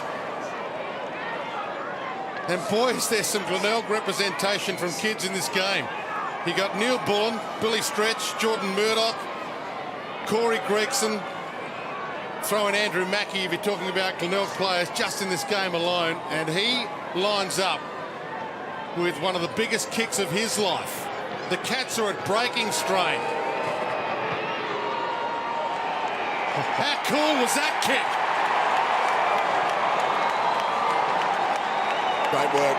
Great finish by the young fella. He's been pretty impressive today. A couple of the young fellas have been really good in front of goal. I really started thinking, look at this stoppage now. But Geelong have got a lot of numbers around the stoppage. They're starting to get desperate here, whereas Melbourne are holding their width, holding their structure around their forward line. So there's a lot of free players for Melbourne there, and that's created by really Geelong's desperation. They're all trying to get in around the contest, getting sucked in too tight to win the ball.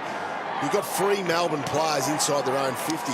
That was good conversion, but Tyson's left foot bullet was magic. And he's another one of those midfielders that Paul Roos is trying to rebuild this club around. The biggest margin in the game, 27 points. No one able to get cleanly away. Look at Viney, like a bulldog in there. Motlop out the back door. Can he produce some spark? Ducks and weaves and dodges and kicks up towards the half-forward line. Hawkins was his target, but he's not going to find him initially. Lyndon Dunn will head for the wide-open spaces. Mackey is there. His hand pass is partly smothered. Not a memorable day for Andrew Mackey at the moment. The Walker hand pass is okay, but a beautiful smother. Mackey may get another chance. He lays a good tackle. Ball goes to ground, and we've got a stoppage on the outer wing. How good's Brayshaw? He's a fantastic young kid. He's really making life difficult for anyone else trying to win the Rising Star Award. Yeah, you've got Cripps, you've got Hogan from Melbourne as well, but I tell you what, Brayshaw could well be the guy to beat come the end of the year. Not putting a foot wrong at the moment. And neither of the Melbourne recruiters in naming him as their pick 3. Ball tossed in the air. Cats are almost running out of time here. A tie-up. 13 and a half minutes left, 27 points, biggest margin of the game. Stunned crowd. Look at the faces.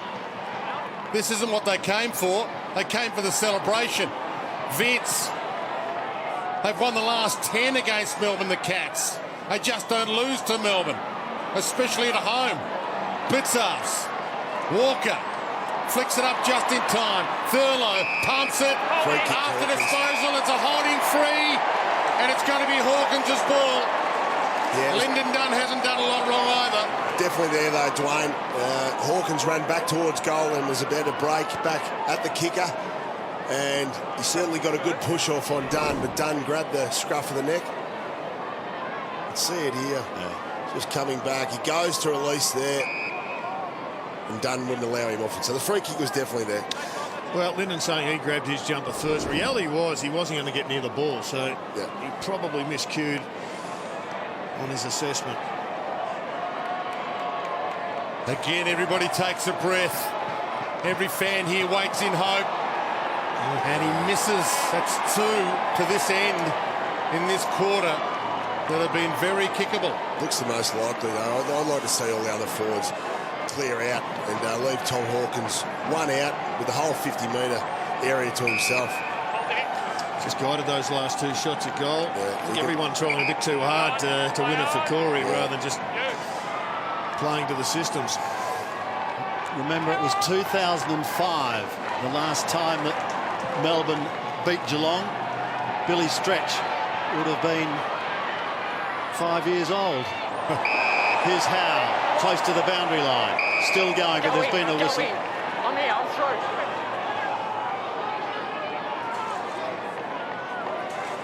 So Rivers to take the free kick on centre wing. Hawkins from behind steals it. Kingy, you're down there amongst the crowd. What's the mood like? Oh, it's very quiet down here. There's almost an air of shock down here. No one knows what to say. They're not sure whether to abuse or clap. But the one thing is the energy's gone. The energy is out of this game at the moment. The Cats need a spark. Just where they can find it. One wonders at the moment. Brayshaw is having a wonderful day. It's attacked by a couple on that occasion. Is quite prepared to see it over the line. I think it can have a negative effect, though, when you can try too hard, especially for a loved teammate, a guy that has so much respect. We see Jimmy Tompus there subbed off. But it can sap the other teammates of a lot of energy, and Geelong have looked like that today. Viney in towards the middle. That's going to be okay. And the mark taken by the sub, Aidan Riley, who came on in place of Jimmy Tompus, who we just saw. Wise old head. Daniel Cross to Jetta. Holds it up. They tick a few seconds off the clock. Halfway through the quarter. 13 and a half gone, 11 and some time on left. That's a good kick and a really good work to open up that corridor and to find it. Viney takes them on, drives it wide. Gone. Big pluck. And a great game from him. Just puts it up in hope. Where's Jeremy Howe? Can't get the run up. Enright does. Howe the crumb. That's the throw. He threw it up in the air and then dumped it and then towed off the deck by Garlett. Almost through for a goal. That would have hurt. And look at that. An absolute full house. And they are stunned. They are at the moment, and time is rapidly becoming a factor. 10.5 minutes remaining. Ball is on centre wing. Fought back really well, Tom McDonald. Started off with a couple of poor decisions, but has had a big impact in this last half of footy. Bernie Vince just coming back out onto the ground after having a spell. It's poked down in front of him, but it was Motlop who took it. Gives us away to Stokes, off to Walker. Now they're away. Back to Stokes again. Tomahawk with one hand. Not good enough. Can't take the mark. Push towards the line. Stokes intercepts. Lumumba taken over the line. And a throw-in.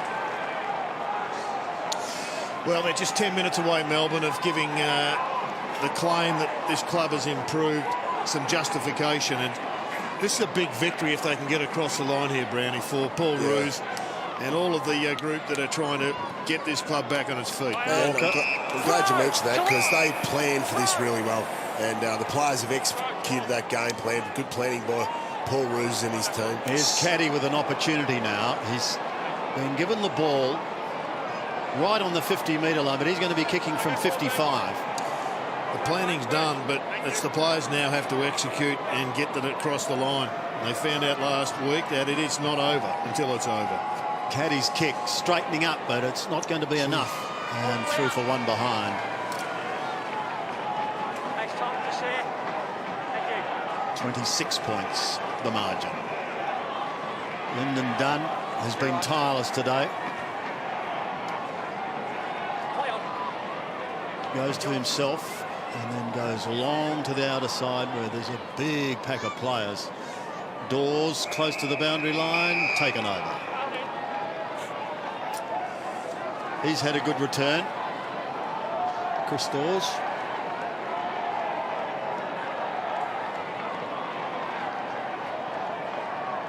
There's the ladder as it stands at the moment in Geelong. They're going to have to kick goals in a hurry if they're going to sneak into the 8, which they can do tonight if they win. If they don't, well, their season has taken a dastardly turn. It's going to be a long fortnight for Chris Scott and the boys. They head into the bye next week. By the way, so do Melbourne. So they won't leave anything in the tank in this last 9 minutes. This is massive for the Demons. As Gerard said earlier, they've had a couple of strange weeks. Game last week they should have won. Game the week before they let a loose man beat them. They could steal this away from home. Rivers crunched, and they could almost put it beyond doubt with a goal here. Got it inside 50 and a tyre. How hard is this kid Brayshaw, Dwayne? He just went crunch again. I've seen it 3 or 4 times today. He's like an axe. He just chops players in half when he hits them. Gone against Blitzers. Riley, he's given them something to sub. Vince, sidestep was good. Kick was splendid. Kick was outstanding. Colin Jasny touched it just over the line. Goal stands. And Cats are down on the canvas and might not be able to get up from here. They had a big game as Bernie Vince, and let's just hope that this vision is replayed to every skills coach in the country. This is why you have to learn to kick on both sides of your feet. You can't do boomerangs from here. You've got to get on your left foot and go bang. And that has sealed the victory you would expect. Great kick. Bernie Vince, he's getting back to All-Australian form that he was in a few years ago. Yeah, he's had a great year. Yeah, no doubt about it. I mean, it's scary, some of the kids coming into the game that can't kick on their left foot, and Bernie has just shown you that it is an absolute fundamental requirement. So, great drama unfolding. Selwood on hands and knees, tries to get it to Mackie in the middle, out to Motlop. Motlop's away, has a bounce, chips up inside 50. That's going to be okay. But time is the essence. Motlop's had a really good game. Not a lot has come, unfortunately, from some of the entries, but his work rate is right up there. Kirstens must kick this. 8 minutes and counting remaining. Jack Watts giving him words of encouragement. Now this has got to swing back, and it has. So there's a small slice of the deficit. Not nearly enough, but it will help. We're back to 26 points.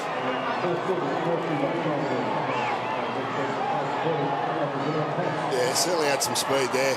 Coming out, Motlop has been pretty good today, but it just lacked bounce and pop and energy around some of the stoppages. He came out there. It was a nice hit there. Kirsten hasn't been able to get his arms free for the majority of the day. Really, too little, too late for the Cats. There's the time in forward half for this quarter. This is massive for Melbourne, but it's huge for Geelong as well. For their finals chances, for their confidence going forward. The captain breaks out of the middle, has a bounce. Can he go all the way home? Drives it long, goal square, all the way home. If anybody can, Selwood can. What a leader. What a great passage of play. Absolutely right up there with any play of the year.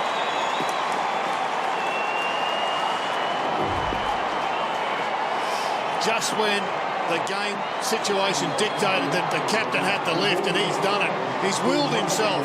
Great chase from Watts, didn't get there. He's kicked it over 60 metres and rolled it through to keep the game alive. Are we heading towards St Kilda and Melbourne of last week? I'm glad that Gerard's mowing of the grass policy didn't kick in there. One bounce and he ran about 40 metres inside that, but fantastic effort from the captain. Hasn't applied all weekend after I saw Paddy run 25 out of the middle. The crowd has awoken. Caddy caught by Vince. Look at them. They're like two tigers going at it. They've raised the bar here, Melbourne, if they get across the line. This has set a new level of, I think, expectation for this group.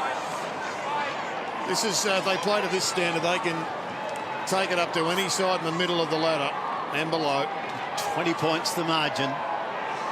7 minutes remaining. You just feel the desperation's come back into Geelong's game. The urgency's there now. The captain's just kicked a big goal. They need Enright to get involved to get the crowd to come along. Latarves, Stokes kicks up towards half forward. At the back, no one able to take it cleanly. Bales locks it up, and in so doing locks up Stevie J. Tommy Hafey used to say all the time, Kingy, don't get desperate when the situation is desperate. You too often leave yourself with too little time to address the scoreboard deficit. Yeah, I'll tell you what, if 44 puts a goal through here, Jared, it'll lift him. He's hovering just corridor side of this pack. Now the blood rule is going to set that plan back. But they're a very well organised side, Geelong. They'll take a moment here to get themselves right as the captain also comes from the ground.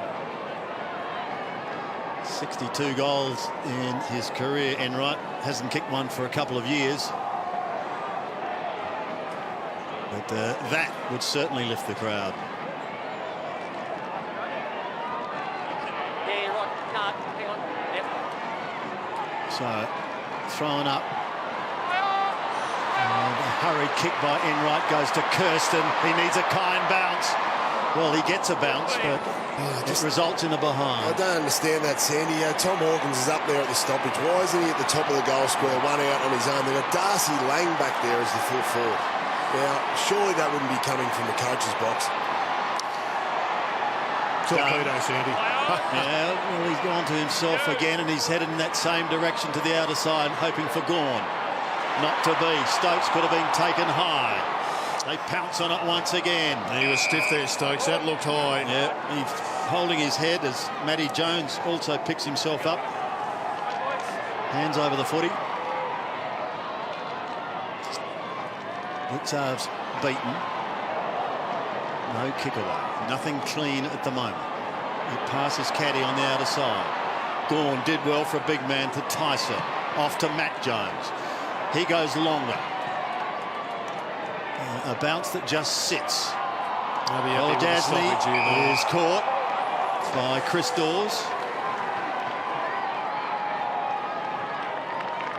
We talk about a lot of stats and things in football, but the number one thing that keeps coming back to is conversion at goal. Melbourne have kicked 17 goals, 5 today, and that will end up being the difference in this game. Tyson got his hands free, another tackle that didn't stick. Lumumba inside 50, Garlett. Great body work, Garlett. Yes. It's a good kick to advantage, but it still needed some magic on the end of it, and Garlett provided. Been pretty good today, lining up for his fourth. Silence again. It's a 19-point margin. He can make it 25 points with 5 minutes left. Well, this would be the nail in the coffin. The final nail, I would have thought. You can kick this. Strikes it pretty well. Dagger to the heart. Well, I reckon when you're going into the bye, then you've had a hell of a start to the season, and then a couple of shockers in the last 2 weeks. You're entitled to celebrate, and they're virtually away. Yeah, well, it certainly hasn't been a couple of shockers in terms of the way they've played throughout the games. Against Collingwood 2 weeks ago, they were very good. They kicked 5 or 6 goals in a row on a big stage. The Queen's birthday. That came out last week. Savage loss. Came out last week. Should have won the game. Obviously, they didn't get numbers behind the ball when they hit the front with 40-odd seconds to go. But that can happen to young sides. Today, they've played a real four-quarter performance. The crowd leaving. This is unbelievable. And they're not Melbourne supporters, Jonathan, I can tell you that. They're the ones staying. Yeah. So out of the middle, Mackie tried to get a hand. Spencer came over the top. Guthrie's locked up by a couple in a gang tackle. Great performance, though, by Melbourne. It's been four-quarter performance, Sandy. Yeah, exactly right. That's what young sides takes a while to develop that consistency. Joel Selwood. How many blood rules career do you think he's had? How many games has he played? But he has about 8 a game. He's really challenging the medical staff to come up with something for that nose. So that'll be it. He'd be no good as a boxer. They'd have to stop the fight every time. This is his 196th game.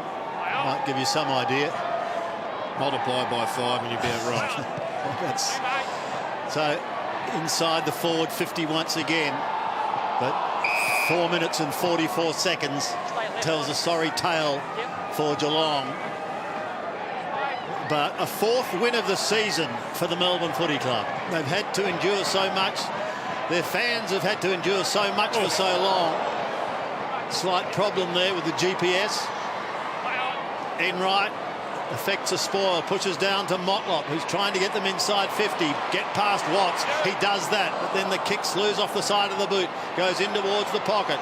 Jetta picks it up now, gives it to Viney. Back it comes to Dom Tyson. Tyson's kick is marked by Mackie, just inside 50. Well, he can kick the goal. He might as well take the opportunity. They need something from a half chance. 45-degree angle. And a kick that goes across the face and is hammered defensively over the line for one behind by Big Max. But his best game of AFL footy, Max Gawn, came in. He's taken 7 or 8 contested marks, which is an unbelievable effort. Slight breeze against Lyndon Dunn, so that may be why no talk. But the margin's 4 goals and it's 4 minutes left.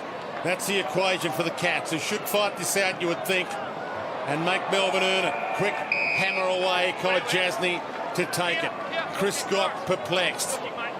This wasn't the script he was expecting. Now the umpire's called for that back. Okay. Little cramp. Don't go forward. For the debutant, Jake Kolodjasny, second year on the list. The kick to the pocket. Hawkins is down there, can't get near it. Lyndon Dunn's fist wins again, but precious seconds taken off the clock. And Melbourne one step closer to the victory that's eluded them for the last few weeks when they thought they might have stolen it. Last week was a big one. There was questions on the coach, questions on the captain, Nathan Jones, who didn't help get numbers back late. But maybe that is what they needed to get to this. Young stars on the rise. Brayshaw. There was thought to be no hope here. Hogan out of the side late. Luxford tied up. And yet they've had every ounce of the Demons. Lumumba dragged down. And another ball up. 3 minutes 20 left. 24 points the margin. Gawn just tries to push it away from the danger zone. It may go back there through the form of Enright, who copped a decent old shove. Wanted a free kick. Not going to happen. Out wide to Taylor. And it's forced over the boundary line. Found a play today too in Neil Bullen. He's done a great job, got his opportunity. Got amongst the goals. 2 in the first term, 1 in the third. Ball goes up towards centre wing. The seconds ticking away, certainly not helping the Cats. Kolodjasny. And again over the boundary line. Both sides looking forward to the bye. Melbourne then have the West Coast Eagles, Essendon and Brisbane. The Cats, after their week off, have the Crows, North Melbourne and the Dogs. All of which you would suggest on form today will be very, very difficult. Vince slings caddy as he gets his kick up towards the half-forward line. Watts couldn't take it, neither could Lumumba at the first attempt. Watts at the second is good. Cross on the last line. Kick was well smothered. Can the Cats get a handle on it? The free kick was crying out for. It's not going to happen. Nothing going Cat fans' way at the moment. Brayshaw's away once again. What a game he's played. Up towards centre wing and hammered defensively over the line by Jeff Garlett. Well, close to it anyway. Now Buse, Guthrie, Bale. The high ball with little distance. Dawes, Enright, the defender. Motlop a chance, but it's like trying to get through a brick wall at the moment. He just turns and hits in hope. Watts slips at the critical time, but here's Lumumba to clear. Should be coming back. Cats have the outriders. Melbourne has everybody back this week. Surprise, surprise. Everybody ahead of Lonergan. Puts it into the hot spot. They all fly. Selwood was even up. Not his normal forte, but Viney in the middle of it holds it up. Every Melbourne player, bar one, is back. Paul Roos, they've listened. Even the umpire's back, and in the congestion goes over. First thing the crowd have had to cheer about for quite a while. This is going to hurt the Cats, but be massive for Melbourne's rebuild. And Nathan Jones has spent the last few minutes on the bench. I think he was entitled to come back on and enjoy the moment when the siren goes, because it's been a hard few years for everybody that's been a regular at the Demons, in particular the captain of the last couple of years. Well, there's been a lot of negativity, hasn't there, about Melbourne, but you look at their list, and I think it's one of the best younger lists in the competitions. They've got the two hardest spots to fill in the centre-half back and the centre-half forward. They've got two superstars there, and Tom McDonald and Jesse Hogan, but they've got some really good young midfielders as well. We've seen a couple of good young small forwards come on today in Stretch and Neil Bourne. Gone from the throw-in. Nate Jones, incidentally, 34 disposals. Bernie Vince, 37. So week after week, those two just continue to rack them up.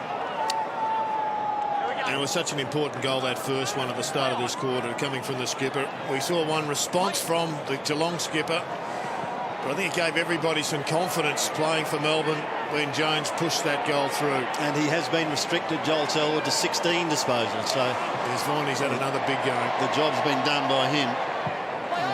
Garlick close to the line, no Dawsey, it's over.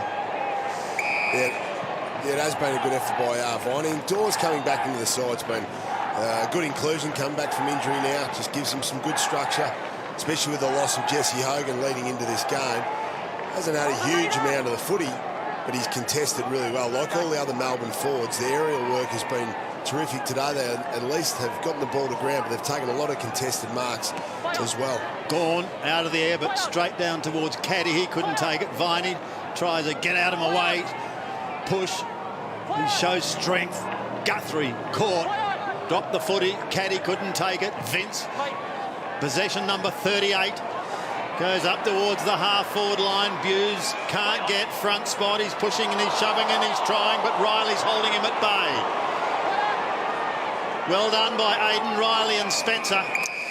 As well as Dawes has played, his spot is really difficult because he doesn't play ruck very often, and Melbourne look like they are going to stick with the two ruckmen. Hogan comes back or is available, all of a sudden his position is under threat, or Paul Roos has to recreate his structure. Yeah, no, it's a good point, Jared. It's going to be an interesting one, but that's what you want from your taller ruckman, to be able to contribute in the forward 50.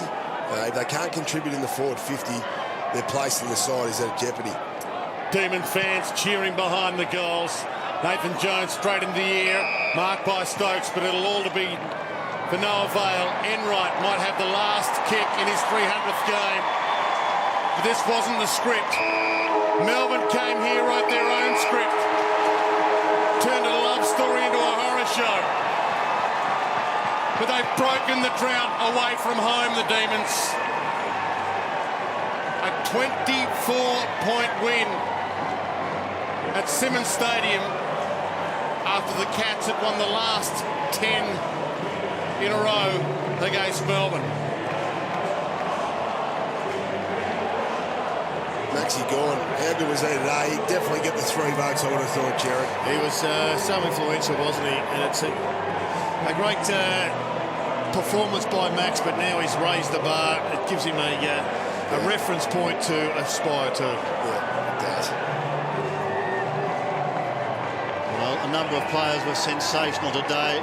Bernie Vince with 38 disposals, Jones 35, Viney 28. Lyndon Dunn was very good in defence. Let's go down to Kingy now, because I think he's got Bernie Vince with him. Kingy? We've got Bernie in here. There's a bit happening at the moment. He's a bit excited. That was a fantastic win, mate. What a day. Great win, great win. We set ourselves and win the day apart from our playing room. Just wanted to really bounce back from disappointing last week. I thought we were outstanding in the last probably 5 or 10 minutes there in the last quarter. So yeah, it was a good learning week last week. A lot of meetings and reviews, but that's why you do it, to win games like this. Mate, you're in fantastic form yourself. 38 touches again today. You're an All-Australian form. I know you won't talk about yourself, but from a team point of view, everything worked for you today. And we talked about the Lyndon Dunn torpedo out of fullback. That even hit that flush, mate. Yeah, I know. I love that. We've measured that at 75 metres. Got bloody. He got bloody, you reckon? Yeah. Well, as I said, we just love the contest, and we're doing things pretty well at the moment. So we just take it week by week, mate, and we love playing with each other because a lot of these guys are going through a lot of pain over the last few years. So to have wins like this is outstanding. Neil Bourne, fantastic today. Yeah. Angus Brayshaw really stepped up again. Mate, the young guys, the first-year players have been outstanding. From when they first came here pre-season, they've really set the standard for us. And Gus Brayshaw, the way he cracks in and tackles for a first-year player, he's played, 11, 12 games now. He's outstanding. Get in there and enjoy it, mate. Thanks, mate. Cheers. Bernie Vince, he's been a fantastic recruit, and fair chance given that they've got the bye. There might be a party at Bernie's tonight, Sandy. The whole weekend, Jared. Yes. You've got to keep a lid on it, but you're allowed to take it off just for a day or two in the middle of the bye. They'll have 4 or 5 days off, you would have thought. And this is the time to let the hair down, not let it down too much. But, yeah, real disappointment for Corey Enright. But he'd be a very relieved man all the same. Obviously, not with the result that he wanted to, but there would have been a emotionally draining week. Obviously, he would have to do a lot more media than he's used to. And it looks as though they're going to, a former guard of honour. Paul Roos leading Melbourne over, and they've all jogged over, which is a wonderful gesture. And now they're lifting Corey Enright, and to a standing ovation, despite the loss today. He waves to his fans. He's got half of Kimber on the other side of the ground. They've all made the trek to see the boy that put their town on the map reach a major milestone. What a player he's been. Lonergan and Mackie, who've been with him, Jonathan, through so much. It's fitting that they should be the pair that carry you. Yeah, it is fitting. Played in premierships together. There's obviously a bit of a transition phase. There's younger players coming into that team, and he's lost quite a few of his premiership teammates. But, hey, we've still got to celebrate Corey Enright's 300th. It's not the result they wanted, but we've also got to promote the fact that the Melbourne Demons are a really good young side. Let's go down to Kingy because he got one of the heroes of the day. Kingy, Big Max. He is a big man, Big Max. Another big day for you, mate. 6 contested marks. You really enjoyed it today. Oh, it's just great. I mean, we haven't won it since 2005, and I was watching the game during the week on the Fox 40 and watching Robbo kick 7. And it's great to come down here and get the chocolates. Do you think like this is a breakout game for you? I mean, you've had fits and starts in your career so far. Do you think this is the one? I've been in and out more heaps and heaps, and my most is 4 games in a row, and next week will be my 4th, so hopefully I can get a good bit of footy go. Great day today for the captain, and Bernie Vince was fantastic as well. They're both super. I love tapping into them. They're always there. It's great. Well, good on you, mate. Go and enjoy this one. Give that footy away, eh? Thanks, mate. Gee, he had a big day, didn't he? Oh, he was terrific, Sandy, and he kicked his 1 goal, but took his 7 or 8 contested marks. He was terrific. Big part of why they were so dominant in the centre square clearances, especially in that first half. But went forward, was able to certainly bring the ball to ground, took some big marks around the ground. Also, his ground level play, he cracks in, he lays some tackles. He's pretty good below his knees, and he'll gain a lot of confidence out of that. It's always tough to play away on the road in a big milestone game for someone else. So I thought too, Paul Roos was fantastic. Paul Roos and the coaching staff and the game plan they did implement. We saw Brendan McCartney walking off with Paul Roos. Obviously, he's been the Western Bulldogs coach. Before that, he was here as an assistant coach, coaching guys like Corey Enright and co as an assistant coach. He knows them extremely well. And there was a little moment where Paul Roos gave him a cuddle, Brendan McCartney, and said, OK, we did our job OK today. And it was nice to see that moment. Exactly right. Well, just looking at the inside 450 numbers, Melbourne's the worst in the competition, averaging 41. Today they went in 53 times, and that gives them that opportunity to kick a winning score. They've got lots of good players and players that are playing well, but if you don't go forward and don't have targets inside forward 50, it's impossible to put that pressure on, and that was what was great about the start of the last quarter. They went forward. They kept their forward structures and personnel down there, and they just kept putting the pressure on the scoreboard. They did, and they were terrific defensively as well, all across the ground. They knew that Geelong likes to move the ball fast off half-back. Geelong likes to get a spare number behind the contest. They did not allow that all day. Even if Geelong had 7 or 8 defenders, Melbourne players manned them up straight away. They manned the mark really well, so the Geelong players could not play on quickly, and they also got their numbers in around the centre corridor and blocked that off. So Geelong really couldn't get any flow apart from some centre stoppages in that second half. Really interesting. Melbourne so far this season have struggled desperately, particularly with final quarters and third quarters. They kicked 7 straight in the third quarter today, and then went on and booted, another 5 in the last. They're a team on a mission. They were burned last week, and yet they've turned that pain and that anger into an on-field performance that will sustain them, I think, coming into the second half of the season. It's been some horror months for Melbourne, horror occasions for some of the players, but you can just see the energy they will take from singing this song that they'll belt out as well as they have for some years, I reckon, today down at the Cattery. We've seen a few loud ones so far this weekend. Carlton's was unbelievable. I bet Melbourne's is going to be a ripper too.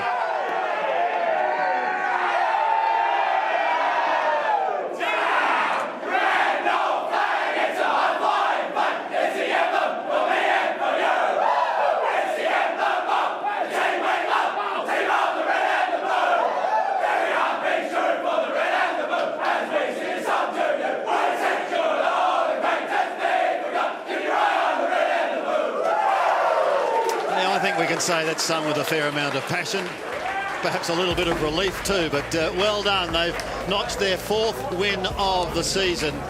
A disappointing way for Corey Enright to go into his 300th game, but he has joined this elite club, and we say congratulations to him. Well done to Melbourne, home by 24 points. Still lots more to come.